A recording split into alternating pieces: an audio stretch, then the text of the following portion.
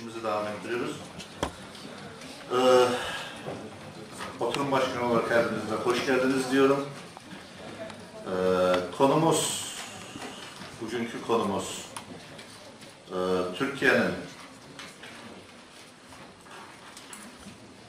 Türkiye'nin dış politikası, bölgesel düzeyde ve dünya politik sisteminde ulusal çıkarlarına uygulanması. Ben zamanınızı fazla almayacağım. Oturumculardan da 12-15 dakika çerçevesinde konuşmasını isteriz. Daha sonra tartışmalara geçeriz. İlk konuşmacı olarak ORSAM Başkanı Doç.Dr. Şaban Kardaş, Türkiye dış politikasında temel eğilimler konulu konuşmaları. Buyurun. Teşekkürler Toğrul Hocam. Şimdi Birgül Hoca ile konuştuk. Birgül Hoca sunumunu İngilizce yapacağını söyledi.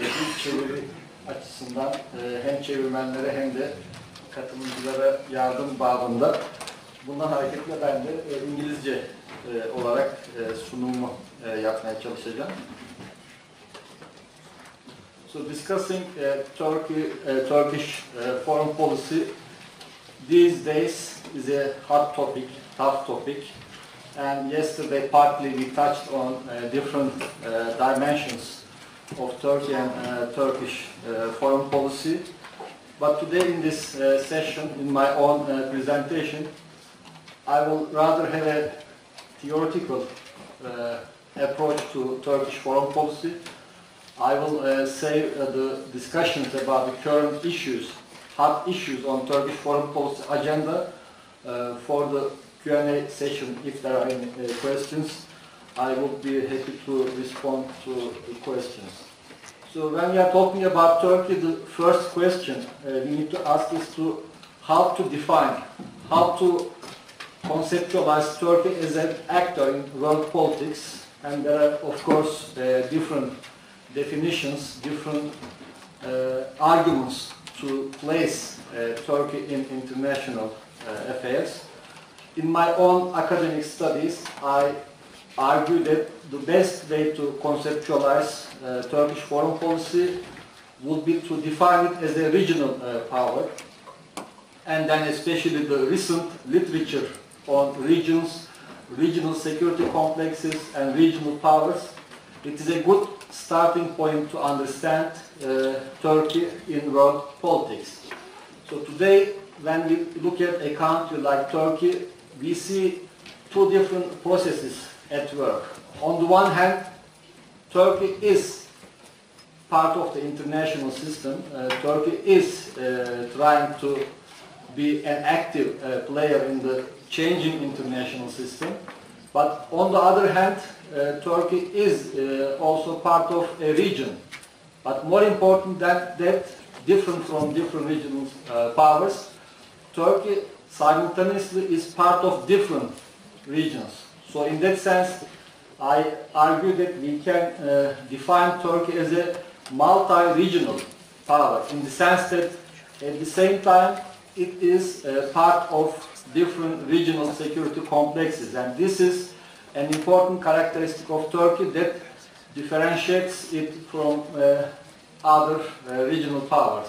So on the one hand, at the international system, Turkey is trying to understand where the international system is going, what are the main trends in the international system. On the other hand, Turkey is responding to its own region or regions.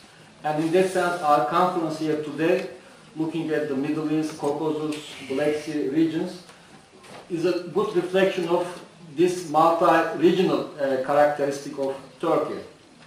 In terms of the international system, I will discuss this later, but briefly I should also state it here. Turkey is also pursuing a multi-dimensional foreign policy. This is one of the characteristics of Turkey's role in the international system. So this multidimensionality, or search for multidimensionality, is the key element of Turkey's recent foreign policy in international affairs, and because of that we see there is interest in Turkey in different parts of the world. How do we see it? We see it Turkey trying to become an active member of the United Nations Security Council, United Nations system. From time to time, Turkey is questioning the United Nations system. On the other hand, in Turkish foreign policy in recent years, we see new openings, different openings, opening to Africa, opening to Latin America, opening to Asia. So these are all Turkey's efforts to respond to the changing international system within a multi-dimensional framework. So this is also important to understand Turkey in addition to the regional dimension. So briefly, I argue that Turkey is situated at the intersection of different regions and the international system. So in a sense, Turkey does play a dual role. On the one hand, it is a member of the Middle Eastern system, the Caucasus or Black Sea system, but on the other hand, it is also trying to be active in the international system. It is this dual role that also imposes many opportunities, but also challenges to Turkey, especially the issue of the global powers.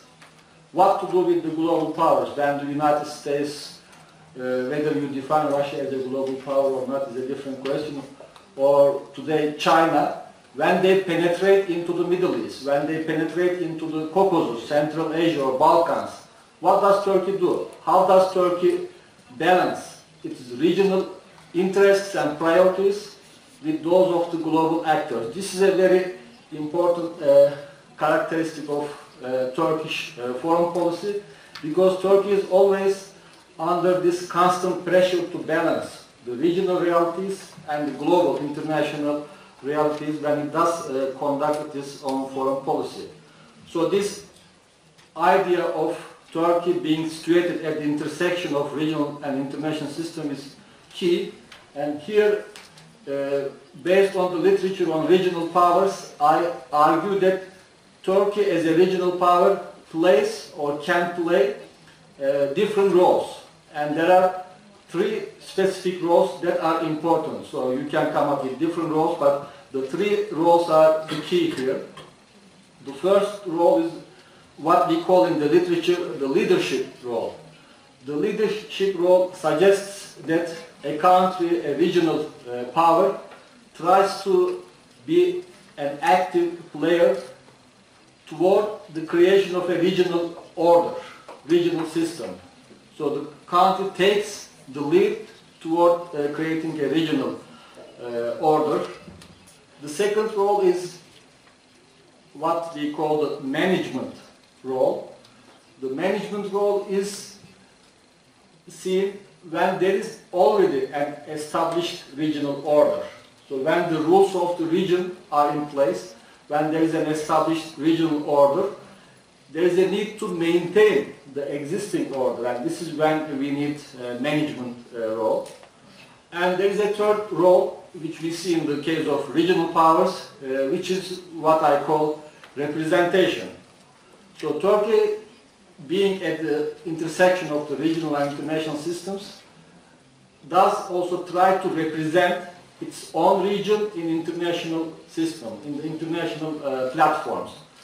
So I won't go into detail to show how Turkey plays these different roles in different regions, but I can briefly give examples. For instance, in the Middle East, in the last couple of years, especially before the onset of the so-called Arab Spring, we always saw Turkey or Turkish leaders, especially Prime Minister Davutoğlu, talking about an order-setting role for Turkey, düzen kurucu in Turkish. So this was always reflection of a search to establish a new regional order based on Turkey's own region, but also participation of the regional actors. But of course, playing different roles also raises the issue of capabilities. The extent to which you have those capabilities to create the order is a different question.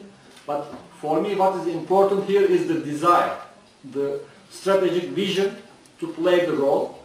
The vision is there, the capability is the part that is most questioned. In terms of management of the existing order, especially in the Balkans, we see that together with the transatlantic institutions, with NATO, with the European Union, Turkey has played important management role, especially when we look at Turkey's participation into NATO operations, perhaps in the context of the Balkans. Birgül also may give more examples. The third role is representation, as I mentioned. Again, in many cases, we saw Turkey trying to act as the representative of its own region in international platforms. For instance, defending the Palestinian rights, Palestinian issue at the UN or other fora, or defending Bosnia at NATO or the European platforms. These are all important characteristics, examples of Turkey trying to play this representation role. Also Turkey's policy in the case of the Syrian crisis, defending the rights of the Syrian people at the international platforms. This is also, I think, an example of the representation role. So Turkey plays these different roles in different regions at different times, but the key issue, as I said earlier, is the capabilities. To what extent you can have the necessary resources to implement these visions, and this is where actually we have the hot discussion about Turkey, whether Turkey's Middle East policy is a success or failure.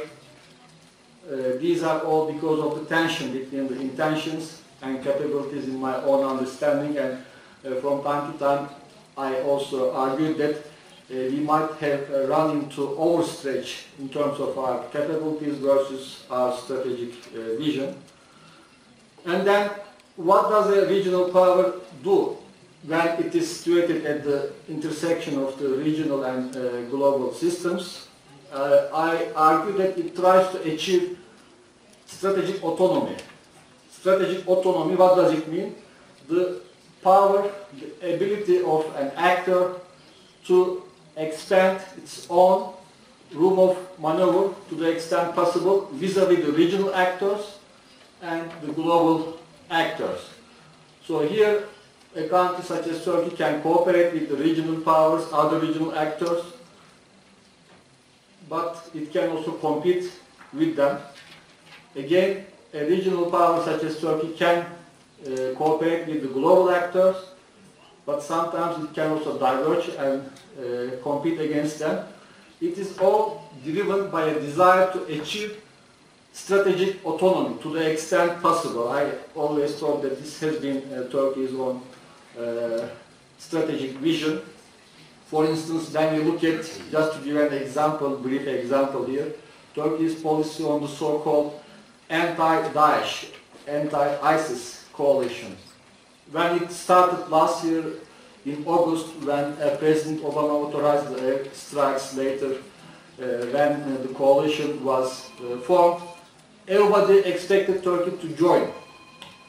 Turkey joined or not. For the last 10 months we were debating whether Turkey was in or out. Only last month Turkey really fully committed to the coalition. In my own understanding, it does reflect Turkey's search for strategic autonomy. It does join, but tries to join on its own conditions. Not Americans are telling, we are going in, Turks, are you guys with us or not? So this is not the kind of attitude Turkey wants to tolerate. Rather, we are going, so what do you think, what we should do?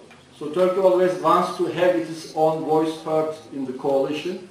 So this is, in my own theoretical explanation, a reflection of Turkey's search for strategic autonomy. Be part of a coalition with the international actors, or with Russia, with regional actors, Iran, but on its own conditions, not on the conditions set by the other side. So here, before I conclude, in terms of especially the international dimension, I would like to focus on two different processes, two different issues, which are also relevant to the discussions yesterday, especially our Russian colleagues, I think, have a different understanding here. And this is where we see a difference between Turkish foreign policy and Russian or Iranian foreign policy. First, the issue of the global actors penetrating into a region. America coming into the Middle East, or America coming into Central Asia or Black Sea. For Russia or for Iran, it is categorically a threat. So at any cost, they are against it. But Turkey here has a different take. For Turkey, it could be a potential leverage, or it could be a potential threat depending on how America or other global powers interact. So Turkey doesn't have this categorical opposition to the idea of working with the global powers. So this is where I think the Turkish policy is more nuanced, different than Russian or Iranian policy about working with the international system. The second dimension is Turkey's orientation toward the existing international system. Here we categorize states as revisionist versus status quo powers. Some powers do accept the existing international rules, existing international distribution of powers. Some countries question it, so we call them revisions or status quo powers. When we look at Turkey in that spectrum, we see that Turkey is rather a status quo power compared to other regional actors. So here, Turkey, broadly speaking, accepts the so-called liberal international order, the norms of the liberal international order. From time to time, we see Turkey questioning the United Nations system, the Western values. But despite those criticisms, at the end of the day, in the final analysis, I think Turkey is benefiting from the liberal international order, and Turkey is happy to live within and under the American-led liberal international order. But for Turkey, the key question is the power shifts that is going on at the international level. I think this is also one of the concerns of our Russian colleagues. They are also very keen about it. The power shifts in the international system is a major theme which we see in the speeches of Turkish leaders, the current president, the former president, and I studied them closely. They are conscious that the international economic system, international political system is going through a transformation. There is a shift of power away from the West or the transatlantic world toward Asia. So because of that, they realize that they have to respond to this change, transformation. And because of that, actually, we have this multi-dimensional foreign policy. The idea of opening to Asia, opening to Africa, opening to Latin America is because of the fact that Turkey sees a very fundamental power shift in the international system over the years toward Asia, and that Turkey is trying to adjust it. Here, again, just to give a controversial example, the recent discussions about a potential Turkish-Chinese deal on the missile defense system. Here, on the one hand, it may be seen as a commercial thing, on the other hand, just a military thing, but on the other hand, there is also a strategic reflection that in the long run, China might be the rising power in the international system, and Turkey should establish ties early on with China. So this power shift is a major theme. Lastly, in terms of the region or regions, Turkey realizes that in the last couple of years there have been major challenges, especially in the Middle Eastern subsystem. But we see that it is also the same challenge in the Black Sea region. So the issue is the transformation of the regional order. The existing order in the Middle East is going through a major transformation. It started as a socio-economic political demand for transformation, but it has turned into a security challenge for the region, for Turkey. Right now, at the regional level, Turkey's main priority is to try to manage, try to respond to the challenges of the regional transformation, especially the security challenges. And this new phase is putting a lot of pressure on Turkey, because one of the characteristics of Turkish foreign policy under AK Party, especially Davutoğlu, has been this idea of proactivism in the region. When you claim that you are a proactive power, you want to play leadership roles, management roles, representation roles. It means you can take initiative, you can foresee and shape and direct the events. But the current regional transformation is so deep, so strong that it doesn't let you pursue proactive policies. It is forcing you to be reactive. Like other regional actors in the Middle East, in the Black Sea basin, we see that Turkey is forced to react rather than proactively shape events. This is a big challenge. How we will overcome it, of course, it's a process. We are living through it. We see the examples, reflections of this process in Syria, in Iraq, in relations with Egypt, in the Ukrainian crisis, Russia's invasion of Crimea. In all these crises, we see the regional order is going through a transformation. There are revisionist powers, there is lack of leadership. So a country such as Turkey is under very strong pressure to be reactive, and this is not good for Turkey that aspires to be proactive. I will stop here, and I can come back to the specific examples later. Şaban hocamıza çok güzel ve geniş anlatımından dolayı Türkiye'nin dış politikasına ilgili olarak teşekkür ederiz. Zamanınızı almadan, yani geniş şey demeden, ikinci konuşmacına Lübnan'dan Beyrut Arap Üniversitesi'ne Profesör Jamal Wakim, Türkiye ve Mısır arasında jeopolitik yarış.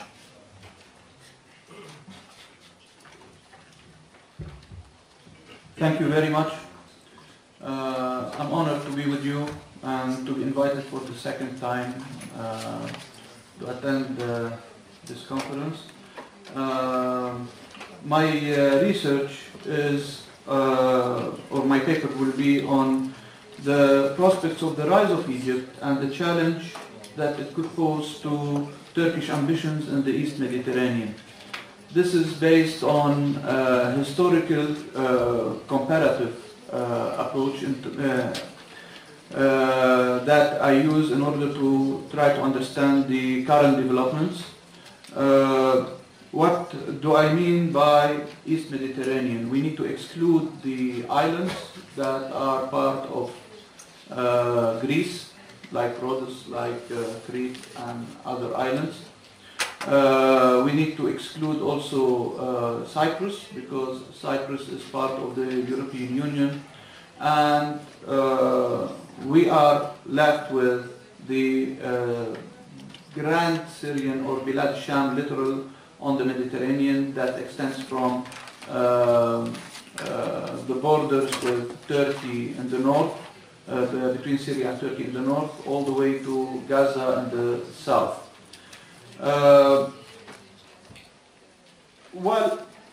Lately we have seen a potential role, independent regional role for Egypt, especially under Abdel Fattah Sisi. And since early times, Egypt and Anatolia have been contending over hegemony in the East Mediterranean. There were moments of competition during the days of the Hittites and Ramses II, for example. There were also periods of cooperation, or periods when both countries were part of the same empire, like the Byzantine Empire, before it the Roman Empire, and later the Ottoman Empire, but I will talk about it. There is a special section for this. According to this map, we see that how both Turkey and Egypt are positioned. On one hand, since early times, Egypt has prospered whenever trade between the East Mediterranean and the Indian Ocean via the Red Sea prospered, and Anatolia and Thrace prospered whenever a trade or maritime trade between the East Mediterranean and the Black Sea leading to the Caucasus prospered on one hand, or the land trade route passing through Anatolia all the way to northern Iran and Central Asia prospered. So this made the possibility for both countries either to cooperate or to compete with each other. Until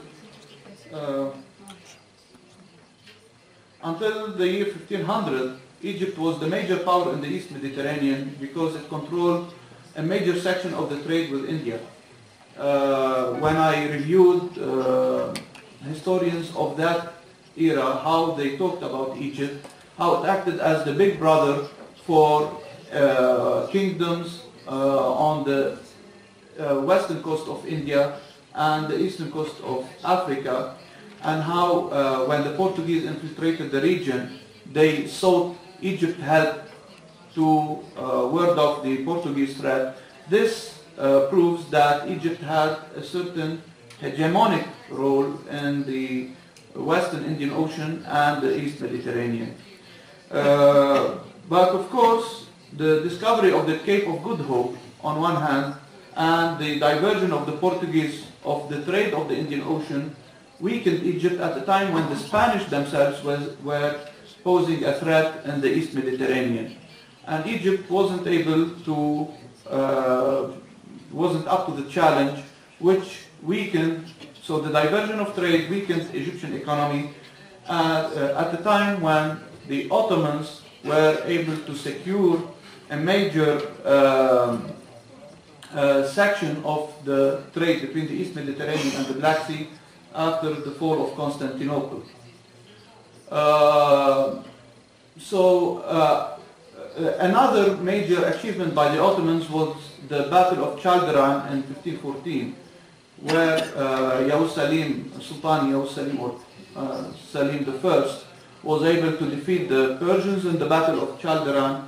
This defeat, actually the attack of the Ottomans on the Persians, was concerted with the Uzbek attack on the Persians from the east side. This divided the Persian efforts under Shah Ismail and led to the defeat. By this defeat, the Ottomans were able to brush aside the Persians from their control of a major section of the trade route in Central Asia, and by this they secured their own prosperity while Persia lived in a state of weakness until the rise of Shah Abbas I. So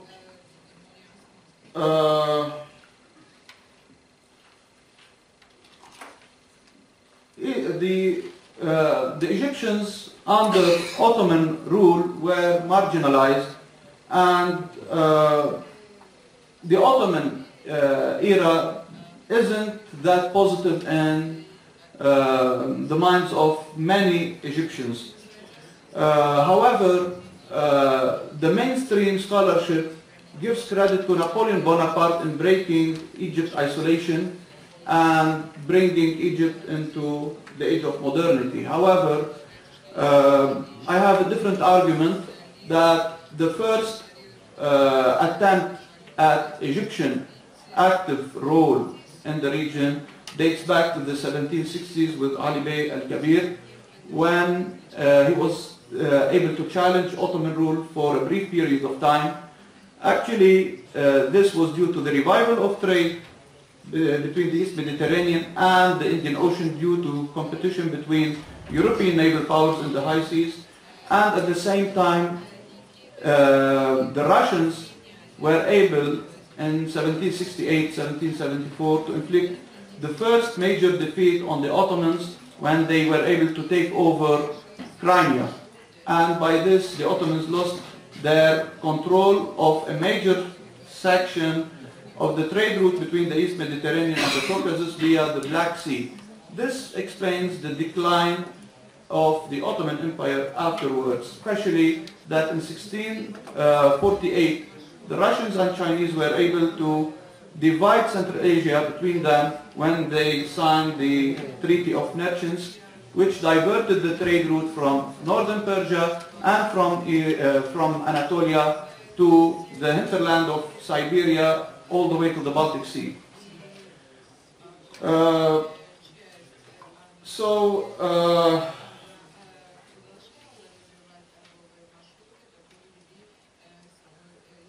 The Egyptian attempts, there were several Egyptian attempts in the 19th century and 20th century to play an independent role in the East Mediterranean and in the region, in the Middle East in general.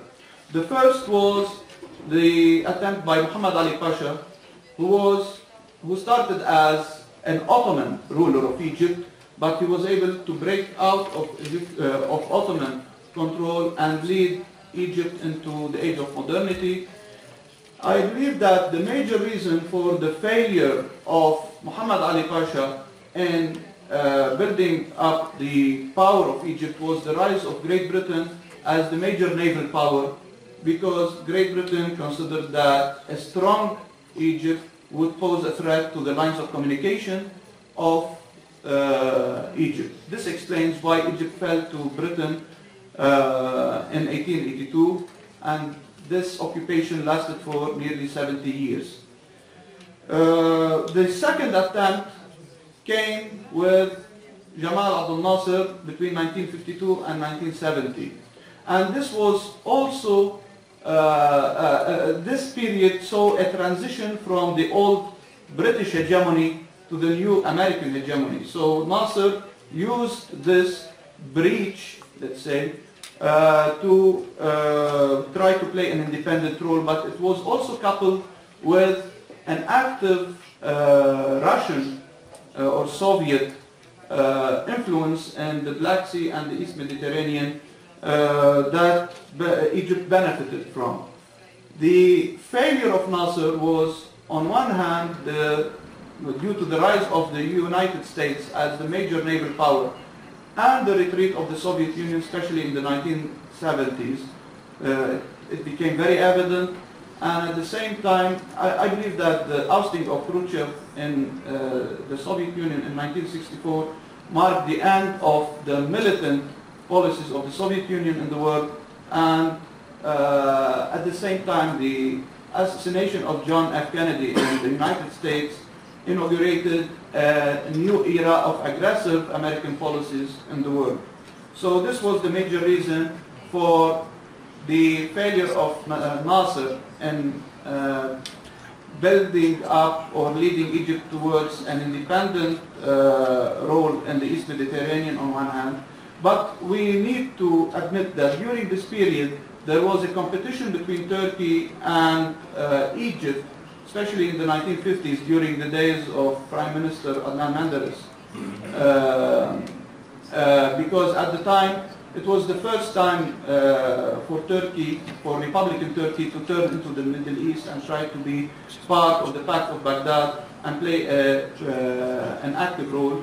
There was a competition over Syria. Nasser was able to have the upper hand in 1958 when he signed union or established union between Egypt and Syria, and I believe that this was a major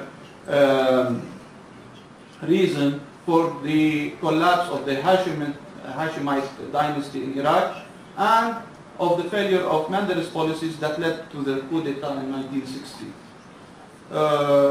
When I was working on a research on Turkey, I met several scholars, Turkish scholars, who mentioned to me that Nasser was a role model for the young officers, Turkish officers, who did the coup d'etat in 1960, and Mustafa Kemal Atatürk was a role model for Jamal Abdel Nasser.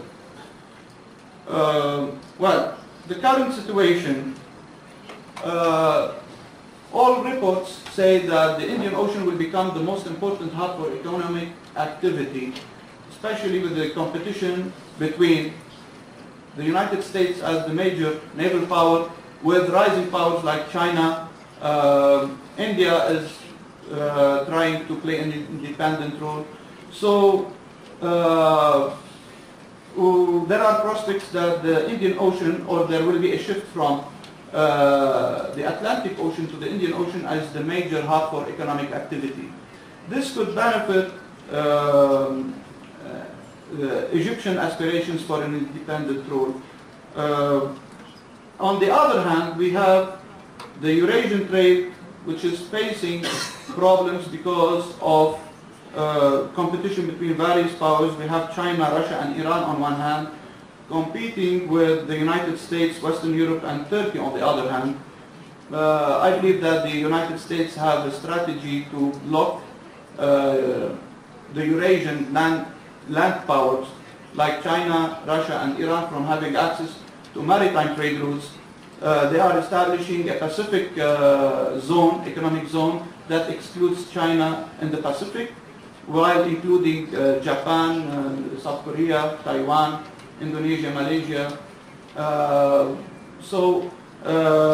On the other hand, we see that Russia doesn't have free access to the Atlantic via the Baltic Sea because Denmark and Norway are both members of NATO, while Turkey is also a member of NATO, and the last gateway for Eurasia into the maritime trade routes is through Syria and mainly the Latakia and Tartus ports in Syria.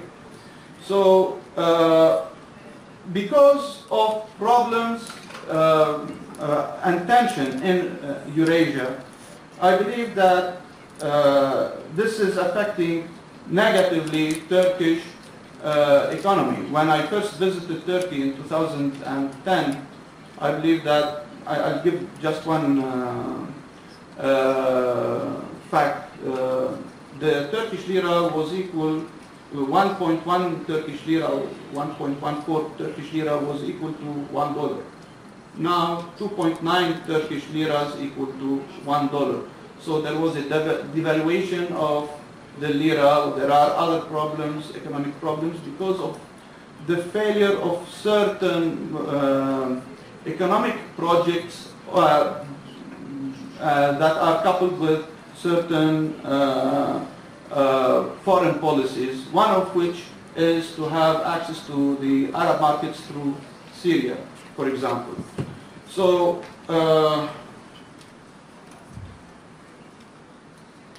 what are the prospects for both Turkey and Syria? I believe that for Egypt and Turkey, sorry.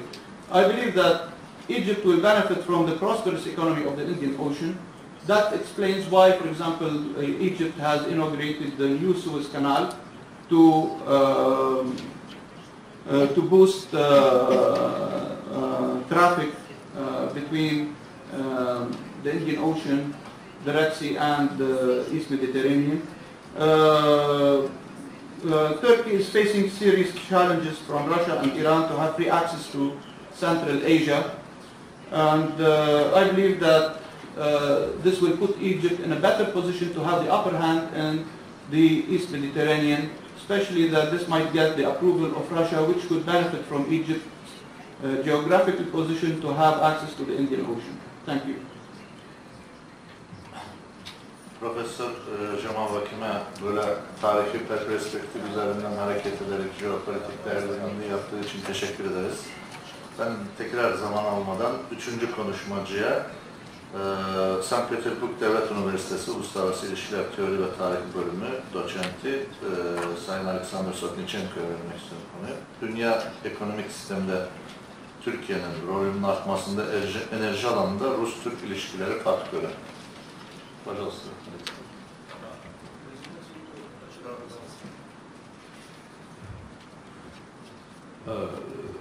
Dear colleagues, I will speak English, and also I have a presentation in English.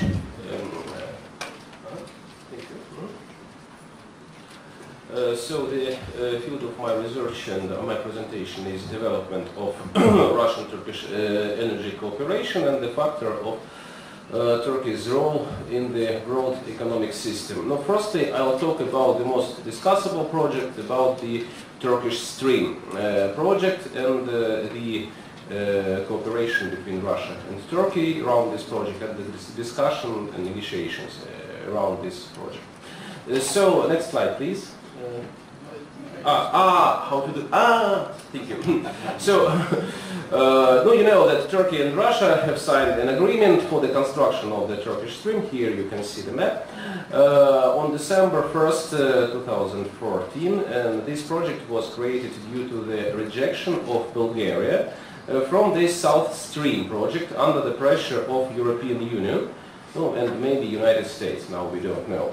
And that's why we have to understand that the idea of this project was very reactional. So it was not the first idea of Russian Gazprom, and so that's why we don't have organized and prepared documentation for this project, and that's why many things were prepared in 1 minute, in 1 hour, and that's why we have some problems in negotiations between Russia and Turkey. So I think that Turkish Stream is a very profitable project for Turkey. Why it is profitable? Here is the map of gas and oil supply for Turkey. And we see that it comes about 14 billion of cubic meters from Russia, from the west. Nowadays, this stream depends on unreliable transit country, Ukraine, and East European countries have already encountered the problem of insufficient reliability of Russian gas transit through Ukraine in 2009 due to unsanctioned tapping of gas by Ukraine. Slovakia, Bulgaria and Moldova faced fuel crisis in winter, especially Slovakia. In Slovakia, even they didn't have fuel for houses, and even they have low temperature in their houses in winter, which is very, you see, very dangerous. And the continuation of the conflict between Russia and Ukraine can influence the uninterrupted transit of Russian gas to Turkey too. That's why this way, the West nowadays working Western way, can't be reliable, and it depends on the Ukrainian transit. The second, so transition risks. The continuation of the conflict between Russia and Ukraine can influence the gas transit to Turkey too. So then the control of the transit. Turkey becomes an important transit country after the construction of the Turkish Stream and for Russian gas to southern Europe and control their supply. In the future, this may become an instrument of political pressure on the consumers. We know that Ankara has interests in the Balkans and wages a very active policy, and that's why this supply controlling the pipeline could be an important political factor in foreign policy of Ankara. Turkish leaders have repeatedly stated their desire to turn the country into a gas transportation hub of global importance. And the implementation of the Turkish Stream project actually supports this aspiration. Then some words about money profit. Turkey receives a very significant gas discount now. It is negotiated about 10%. According to Taner Yildiz, the annual profit will reach about $1 billion. This very significant amount can be spent on a radical modernization of the Turkish gas infrastructure or joint Turkish-Russian beneficial investment projects or something for other goals. Russia is an investor of this project and financing the construction of the pipeline at the same style as Akkuyu project. So we give money for all the for all the construction, and so Turkey is able to attract local companies and create new jobs during the construction of the gas network in its territory, as well as its maintenance after implementation, which is also profitable for Turkey. Then some words about transit security. We know how difficult the situation is in Turkey, in the southeastern part of Turkey. And on this map we can see there was 3 terrorist attacks the last month on pipelines on the territory of Turkey. Gas transportation lines, the new constructed transportation line goes far from the turbulent areas in the southeast of the country, and only in 2015 Turkey has already taken place 3 terrorist attacks on transport system in the east of the country, and the transportation of gas from Iran can be very risky with the development of instability in the region. Other potential routes of gas supplies to Turkey from Qatar is also unrealizable because of instability in the Middle East. We can say that Syria as the way is a comfortable way to transport the gas from Qatar. Some words about strategic partnership. I think that this point is the main important. The agreement on the construction of Turkish Stream is a sign of a special trust in relations between Moscow and Ankara. Russia trusts Turkey gas transit and pipeline network security. This is an obstacle to decrease the development of potential political conflicts between our countries, and the high level of trust between the countries provides the openness of the Russian market. Is it works? Of Russian market for Turkish investment, for Turkish production. This is especially actual for the Black Sea region of Russia and particular Crimea.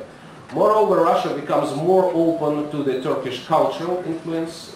For example, the construction of a mosque in Simferopol is a joint Turkish-Russian project and is a result of cooperation in economics too. The influence of Russia in the Eurasian Union also can be used by Turkey to take a special status in this economic activity of the region. We can discuss it, how Turkey can have cooperation with the Eurasian Union. Also, the successful implementation of the Turkish Stream project will deliver a new level of political relations between our countries. In particular, it will be possible to speak again about the plans of establishment a regional organization for conflict resolution in the Middle East and the Caucasus that we discussed yesterday, and Andrei Medvedev talked about this, and other speakers. We remember that in 2008 such a proposal was made in the agenda of Recep Tayyip Erdogan, platform of stability and cooperation in the Caucasus. Currently, the Russian authorities are also concerned with the creation of an international regional organization which may be competent to be a joint resolution of the security problems in the Middle East, as Russian Foreign Minister Sergei Lavrov has repeatedly mentioned during his recent visits to the Middle East.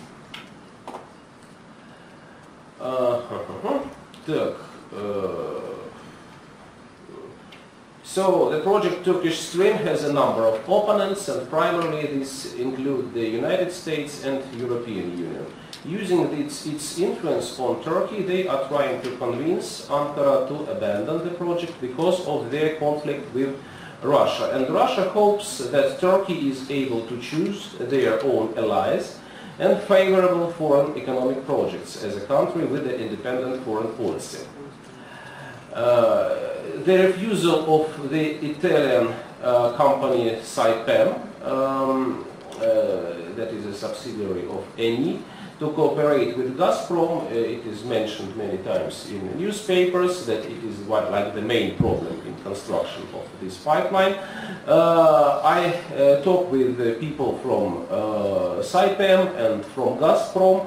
They all told me that now the negotiation, that it is not final and cannot be the main reason for the termination of the project, and the contract value exceeds $1 billion, and the Italian company does not want to lose it. And we believe, as they told me, that an agreement will be reached on the new conditions after the consent of Turkey to continue the cooperation. So they now it is. We can say that there is a discussion about prices of contract between Gazprom and Eni. Turkey's refusal from the project would negatively affect the development of relations with Russia. It is unlikely that it will be possible in future maintain the status of strategic partnership as we have now. Russia has a serious input on tourism, construction, financial investment, agriculture and other markets in Turkey. So in case of the failure of Ankara to participate in the Turkish stream, these areas of cooperation will suffer.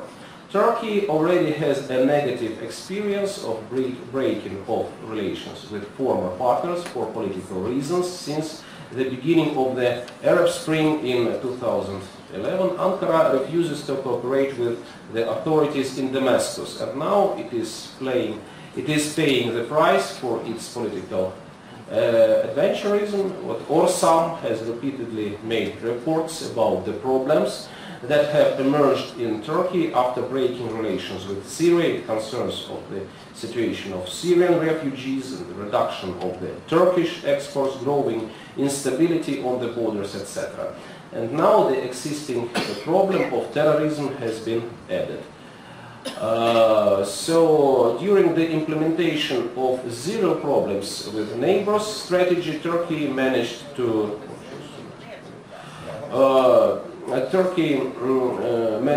significantly increase its influence in the Middle East, the Caucasus, the Balkans, and Eurasia as a whole.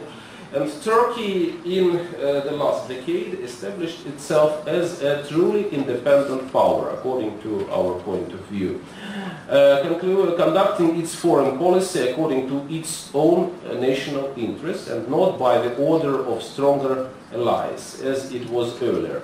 Russia fears that a number of failures of Turkish policy in the Middle East and the general weakening of its influence, Ankara will have to return to the previous rate, which was formulated as Turkey is surrounded by 3 seas and 4 enemies. Remember, 80s. And this course implies major allies in Europe and the United States, making Turkey's foreign policy not enough independent and could affect the implementation of such beneficial both for Russia and for Turkey projects like Turkish Stream. Thank you very much for your attention. Teşekkürler. Toğrul hocamız rektörlüğe kadar hizmeti gerekti. Şimdi son konuşmacımız Birgül hocaya sözü bırakıyoruz. Sen de fazla kullanacaksın.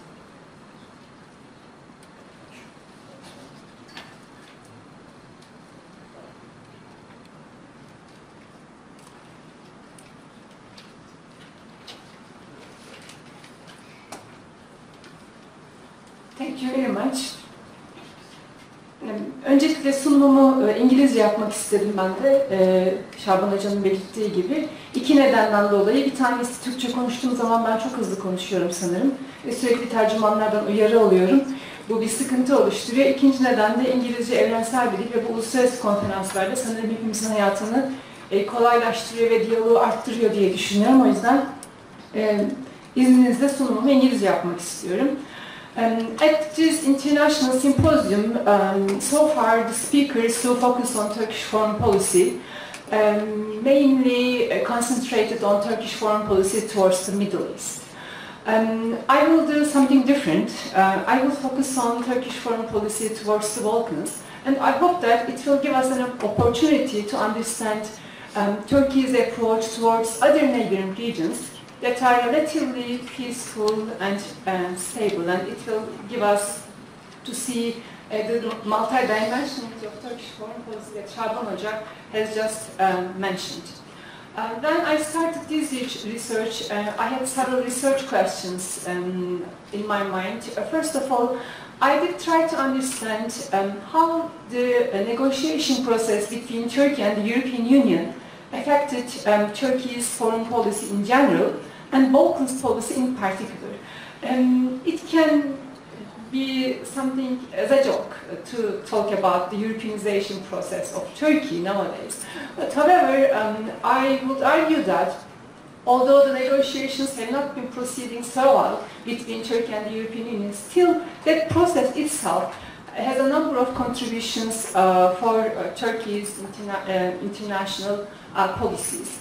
And second, I think my study would help us understand how the accession process of other countries like Serbia, Montenegro, Bosnia-Herzegovina, Albania affect foreign policies of these countries as well. Their membership negotiations with the EU have not been proceeding well either because of the reasons stemming from these countries or because of the reasons stemming from the EU itself.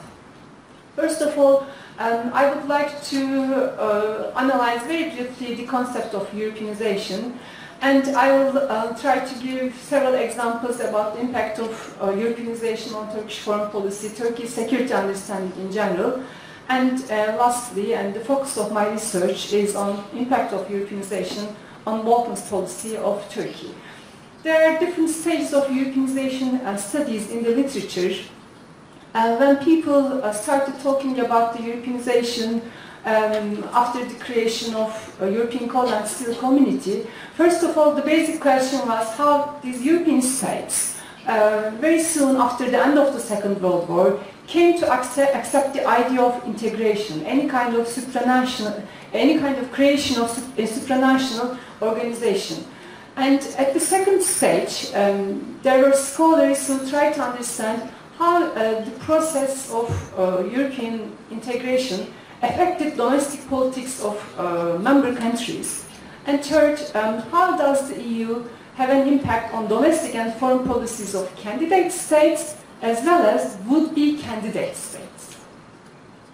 There are different definitions about the Europeanization. It is a huge literature. I will not talk it in a detailed way, but very specifically, when we talk about Europeanization, then we mean how the rules, values, norms, practices implemented by the European Union have been reflected in the member countries and candidate states, and as I said, would-be candidate states. How the nation states adapt to the European rules and norms, how they download the European values, in other words.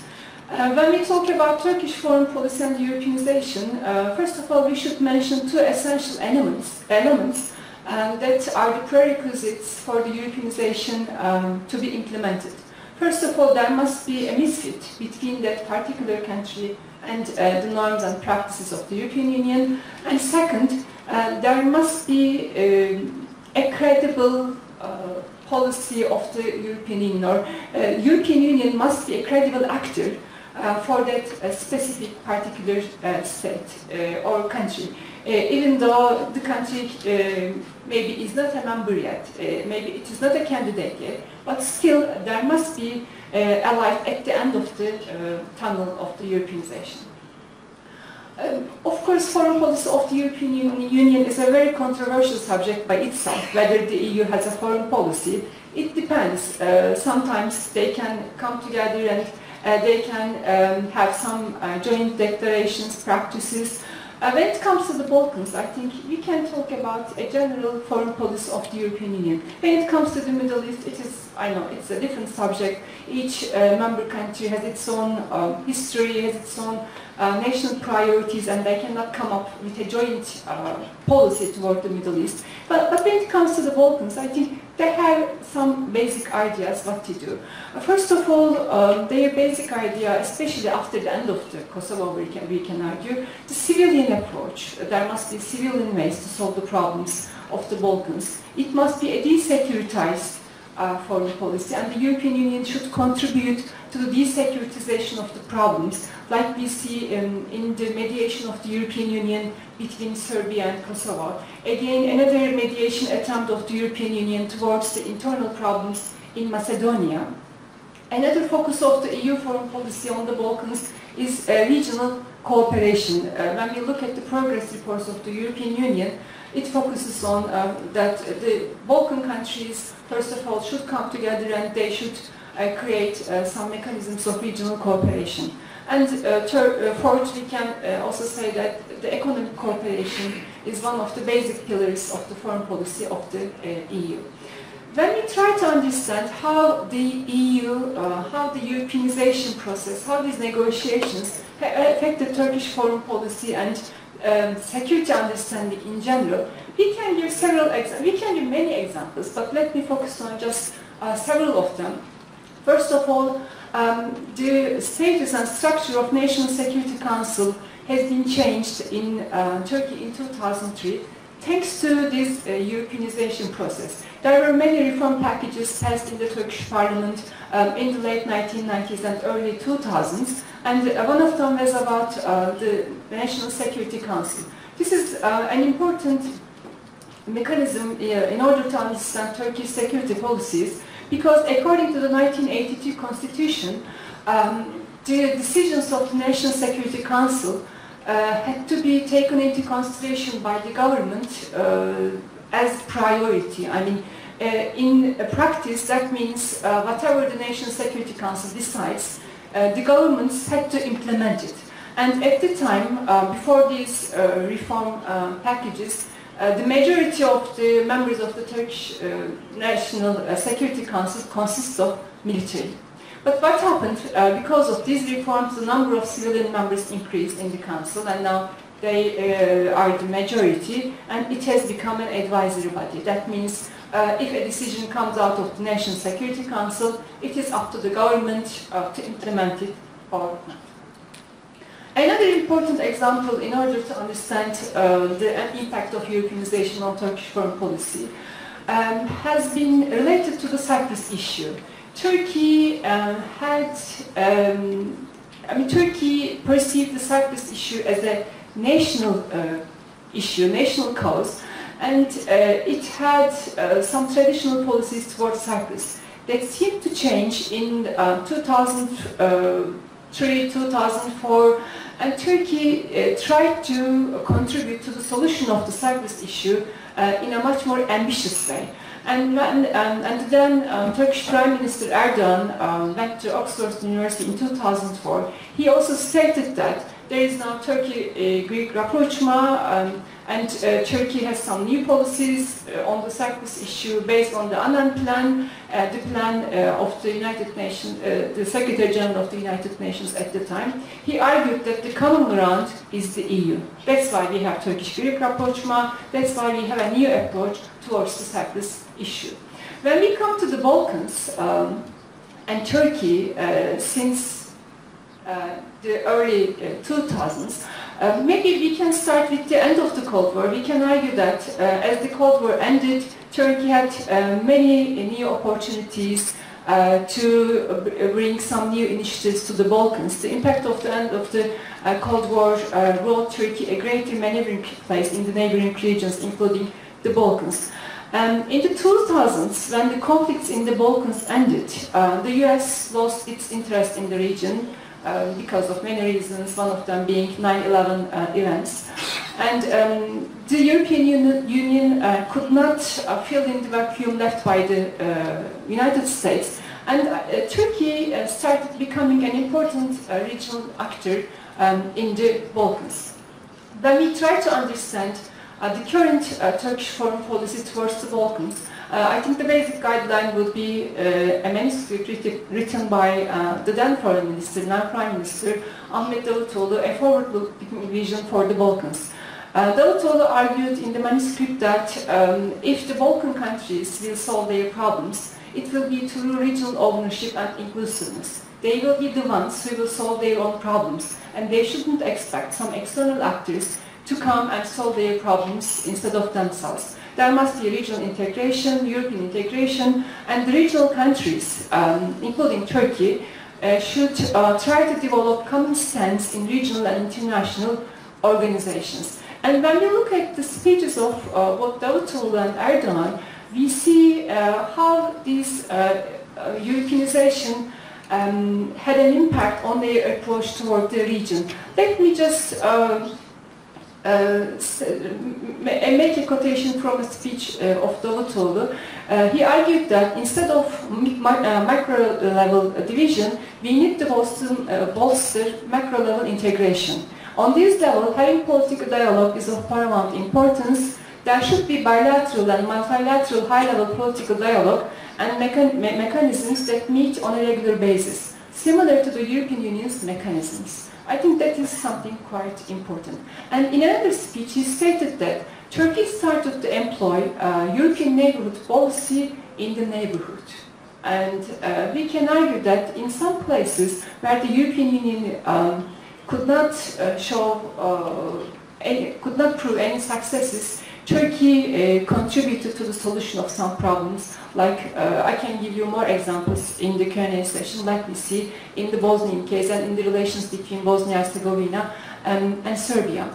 When we compare Turkey's approach to the Balkans in the 1990s and 2000s, we can say that because of the conflicts and wars taking place in the region, in the 1990s, Turkey's approach was more focused on political and security issues. In the 2000s, although these political and security issues remained as important as they were, Turkey started to play more started to give more importance to issues, soft power issues like culture, economics, and human capital.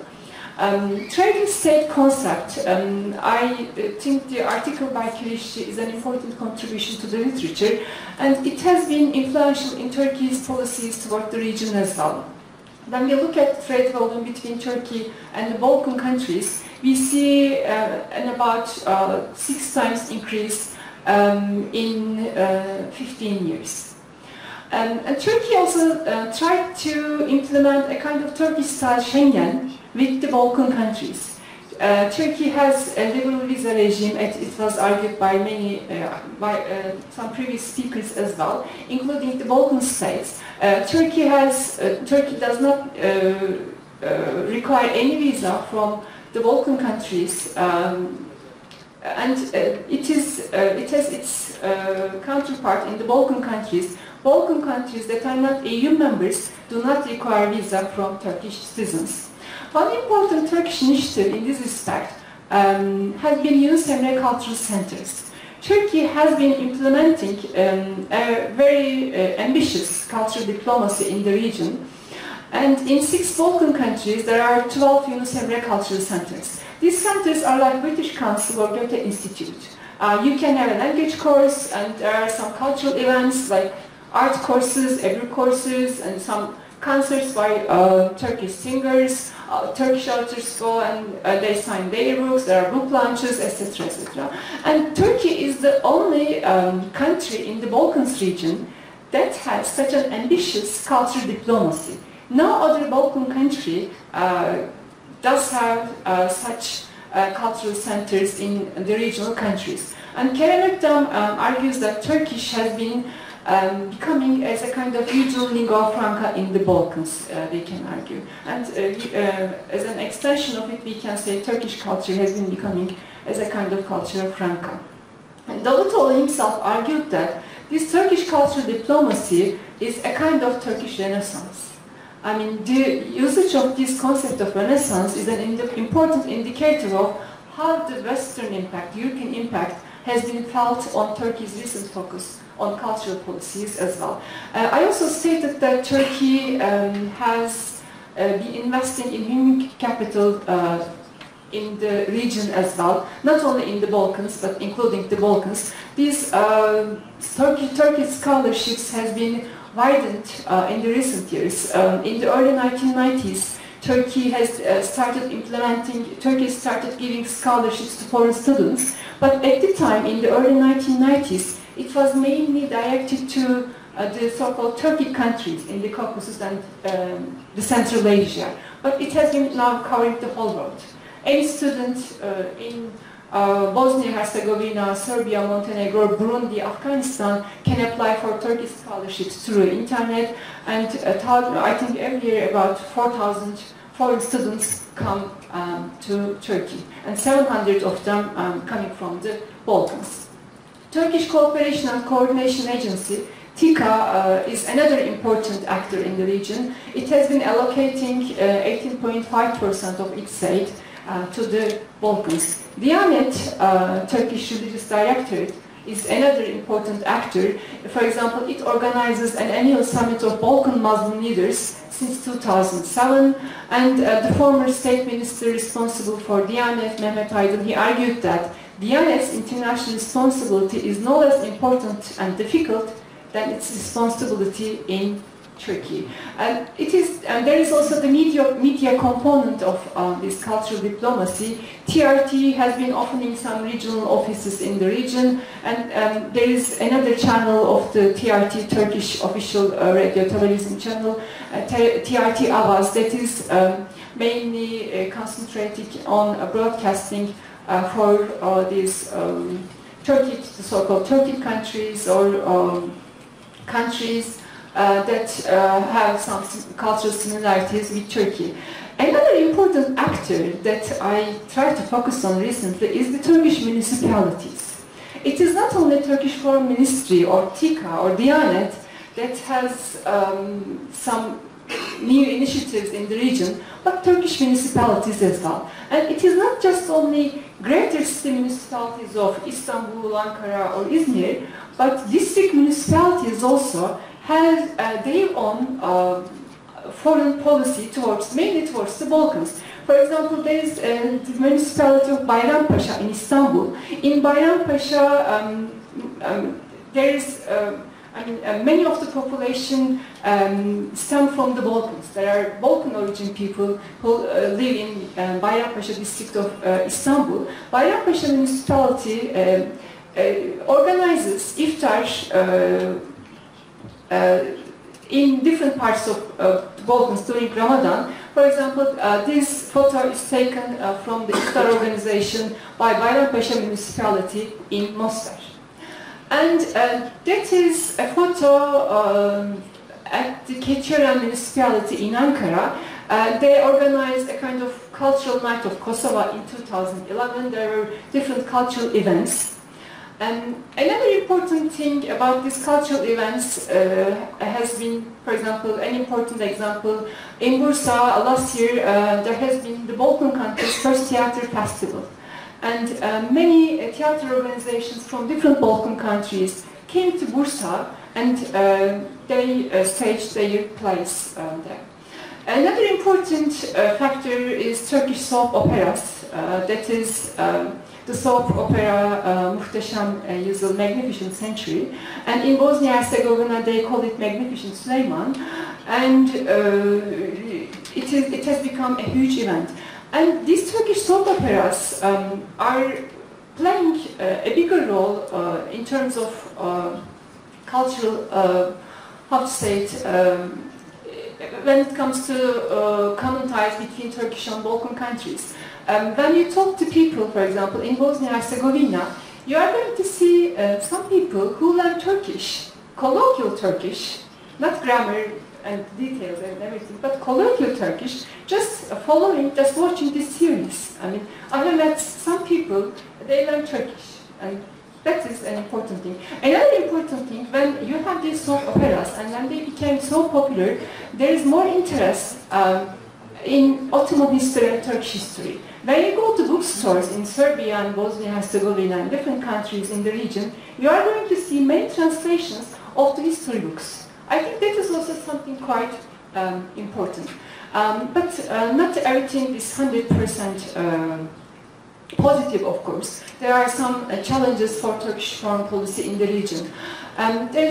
We can argue that there is an emphasis on having common religion, common history, the common Ottoman history presented as a golden period for all the countries and all the people in the region. That has some repercussions in the region. There are different narratives about the Ottoman Empire in all the countries of the ex-Ottoman geography, not only in the Balkans but in the Middle East and everywhere. Therefore, when Turkey stressed the Ottoman history as a common history, it has been accepted positively by some groups, but not all the groups. Therefore, the second challenge is Turkey should pay more importance to the perceptions of local actors, not some of them, but all of them. And another challenge is Turkey's Europeanization process has had some additional problems stemming from the European Union, the Greek economic crisis, the problems between the European Union, Turkey, and Turkey's some internal problems, security issues, etc. If these problems of Europeanization continued in Turkish domestic context, but if the Balkan countries if they start to have better relations with the European Union, if their Europeanization processes have been speeding up, then it will create a kind of imbalance, we can argue. And my conclusion is, although Turkey's Europeanization process has been stalled, still this EUization and this accession process affected Turkey's foreign policy towards the Balkans. There are new issues and new instruments. And Ankara has also been trying to use its own European credentials as a means of legitimizing its own policies in the region. And even if the Europeanization process of candidate countries has been stalled, as we see in the Albanian case or the Bosnian case, I think the EU still has potential to have an impact on the foreign policy of the countries. Thank you very much.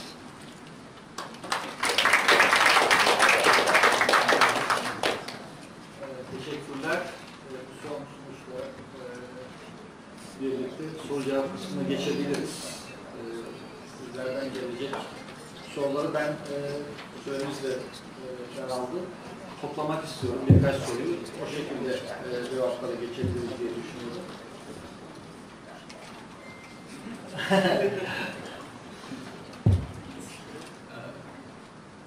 I have two questions, one for Birgül and one for Şaban. First one, Birgül, tell me please, what do you think, how do the Ottoman past influence the Turkey's image and its foreign policy in the Balkans? Positive or negative? Why I ask this question? Because the identity of the new independent states in the Balkans in 19th century was based on national liberation factor, national liberation myth that against bloody Turks and the genocidal monster Ottoman Empire and so on. But now 100 years gone, and how this myth was transformed and how do the Turkish policy uses the Ottoman past or don't use, I don't know. And one question to Şaban. Look, we know that Turkish foreign policy was based on zero problems conception, which was invented by Ahmet Davutoğlu, and I can say that I was a great popularizer of this book and this policy in Russia. I like it very much, and I think that Turkish Turkish foreign policy in before Arab Spring was really very profitable for Turkey, and we see how export grew and how the economical relations with Russia and other countries, Iran and so on, grew at that time. But now we can say that what happened with this zero problem policy conception.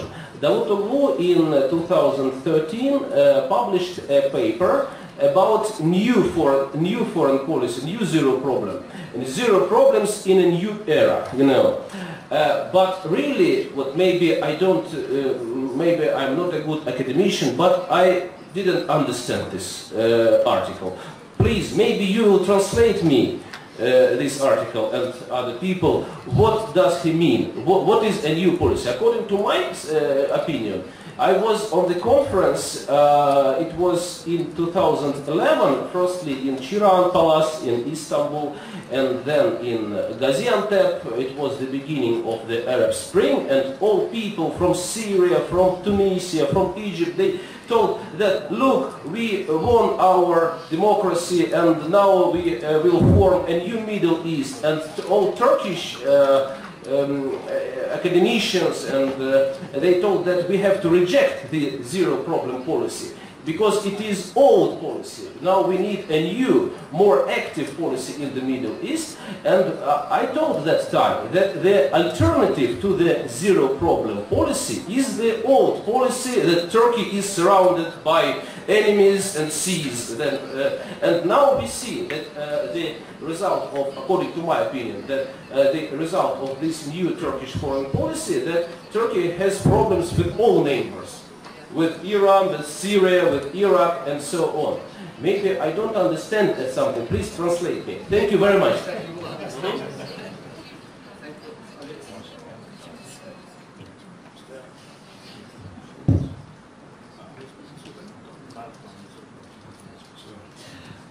have a question to Professor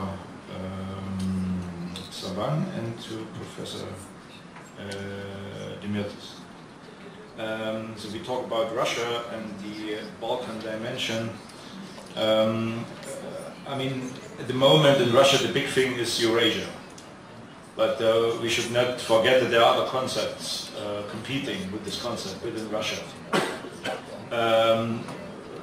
Referring to the Balkans, it's definitely, or these are definitely concepts like the idea of an Eastern Mediterranean Union, or what Ms. Naroshnitskaya terms the post-Byzantine space, post-Byzantinskoye пространство.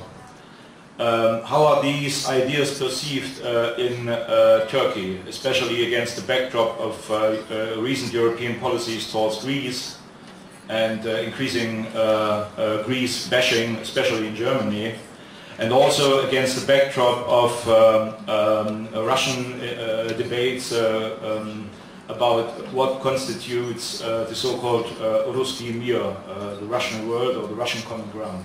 Thank you.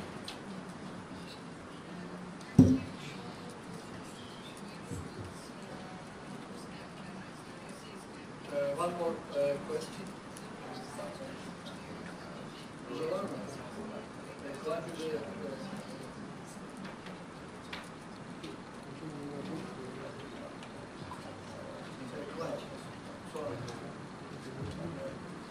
Thank you very much. I have two questions, one to Şaban, the other to Professor Wakim. Şaban, you mentioned multi-regional Turkish foreign policy, but I'm a bit puzzled with the ultimate aim of this foreign policy. What does Turkey want to tell the world? Is there any strategic goal, or is there any specific message that Turkey wants to give in region and outside of region? So that is my question to you. And to Professor Wakim, I'm kind of surprised when you exclude Cyprus from the Eastern Mediterranean. So you put Cyprus in the EU basket, is an EU member state. But do you think EU can't be a player in the region because of the recent discovery of the natural gas, beyond Cyprus, and also in Israeli territorial waters, and recently Egypt also discovered one of the largest reserves of natural gas. So don't you think that Eastern Mediterranean is linked to European sphere of influence or European strategic thinking? That is because I like very much your presentation. It's very innovative thinking in the Middle East, I think. Thank you very much. Next one.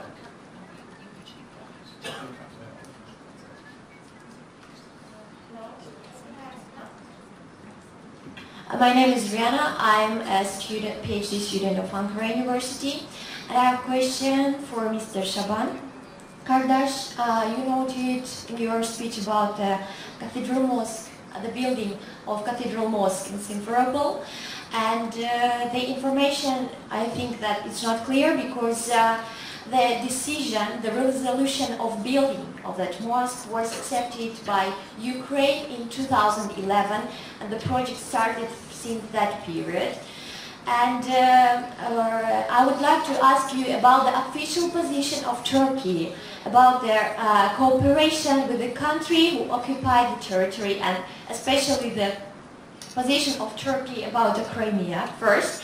And the second, don't you think that taking part in the projects which are like in the occupied territory is the same political weapon of Russia as well as the energetical project, as also was mentioned before? Thank you very much.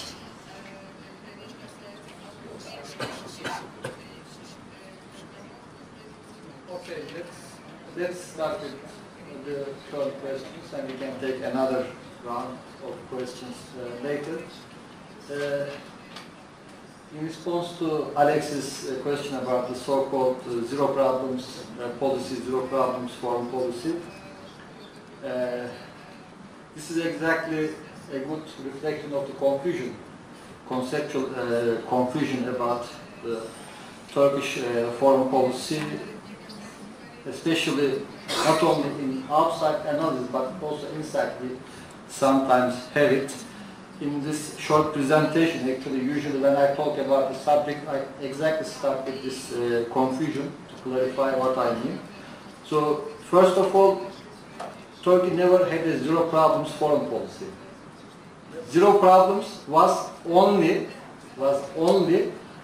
one of the principles, not the policy of Turkish foreign policy strategy as formulated by Davutoğlu. Usually in my classes I have people read one piece by Professor Davutoğlu back in 2004 in Radical newspaper. You can read the Turkish version. Türkiye merkez ülke olmalı from 2004 January.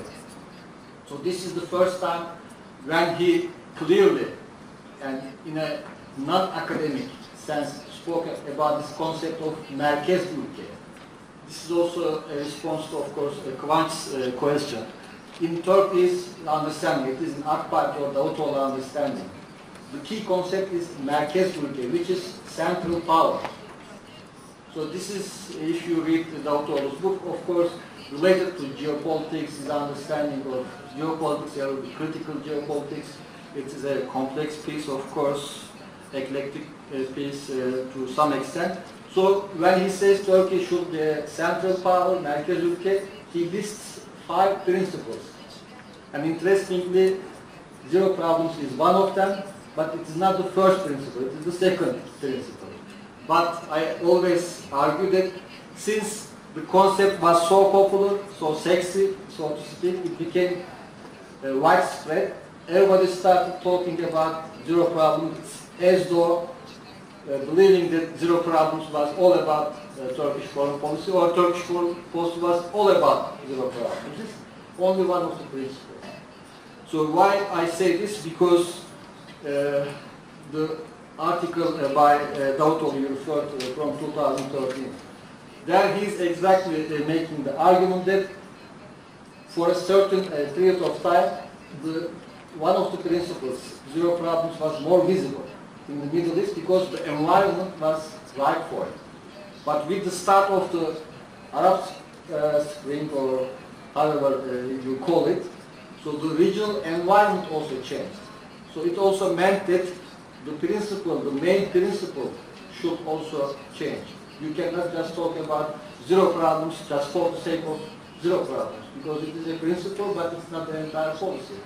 So when Assad was in power, when zero problems policy or principle was implemented before the Arab Spring, even the relationship with Assad was revolutionary, right? So in that particular historical context, that principle was relevant. But when the uprising in Syria started, the events took a different course. Maintaining relationship with Assad just for the sake of principle didn't fit to the reality. So especially in this article, what Davutoğlu is trying to argue, the first principle, which is the balance between freedoms and security, has become more important. In my own understanding, in my own research, I think that in order to have a stable regional order, first you need to have stable nation states. If the order inside the states is not stable, you wouldn't have a stable regional order. So balance between freedom and security actually means you need to have stable state structures, stable institutions, state building in Iraq and Syria. That's why increasingly Turkey moved away from zero problems with Arab Spring toward more political transformation kind of policy. Turkey always insisted that Syria should accept the demands for political transformation because Davutoğlu or Turkey AK Party believed that with that the domestic freedom security balance will be more healthy, more sustainable in Syria, hence in the region. So that's, I think, the way to look at his own understanding of Turkey. It's not just zero problems principle. So this is a big reason of the conceptual confusion. That's why people, when they discuss about Turkish foreign policy, one principle, but you miss four other principles. When you say things are changing, so what happened to the two? But you move from one principle to another as a priority. But it doesn't mean that Turkey also did give up zero problems altogether. Whenever possible, you also try, but the regional context, your partners are also important. As they say, it takes two to tango. So, I mean, you cannot just blindly argue, defend one principle when you see that the regional environment changed so much. With Armenia, they pushed it, but when the conditions became different, they also backtracked. So regarding Kıvanç's question about what does Turkey want to tell, this again goes back to this concept of merkezli ülke, central power, so to speak. So of course, for some it is new Ottoman, for some it is just pure realpolitik. As I said, this thinking is complex in the sense that it brings elements from different intellectual backgrounds, traditions. So in my own understanding it has two sides. One geopolitical side, one geocultural side. So this is where history is important, especially in the case of the Balkans. Identity is important. Briefly, what does Turkey try to tell to the region, to the rest of the world? I am here and I have a certain vision about who I am, who you are, who the region is, and I want to conduct my relations with the rest of the world, with the region, on the basis of how I see myself, not on the basis of what roles the transatlantic alliance dictates me, designates for me. Also it goes for instance, Russia. I mean, Alex talked about the Turkish Stream project. I, in my presentation, gave the example of Turkey's role in the anti-ISIS coalition. Turkey didn't want to join on its own, on American conditions, but joined. Again, when we look at the Turkish Stream project, when President Putin visited Turkey, he just threw on the table something called Turkish Stream, out of blue. That was also in a way imposing, trying to impose a certain project on Turkey. That goes back to partly Peter's question. So Russia has its own vision about the energy game. Want to kill Ukraine, bypass Ukraine altogether, divert all the westward gas exports through Turkey. So in this vision, Turkey is just a conduit, right? If we had just followed Mr. Putin's initial proposal, Even Erdogan was surprised when he heard the entire package. He said, hold on a second, let's discuss what you mean. You can do this way, we can do that way, you have to designate that route. So still we are negotiating. Even here we see the same approach, not only vis-a-vis the West, but vis-a-vis the regional partners as well. Just because you think Turkish stream is in our interests, we don't just say, oh, great, let's go with it. We also say, no, let's discuss, let's see, maybe this is not in our interest. So that's the kind of attitude I am talking about. Also about Russia's other projects.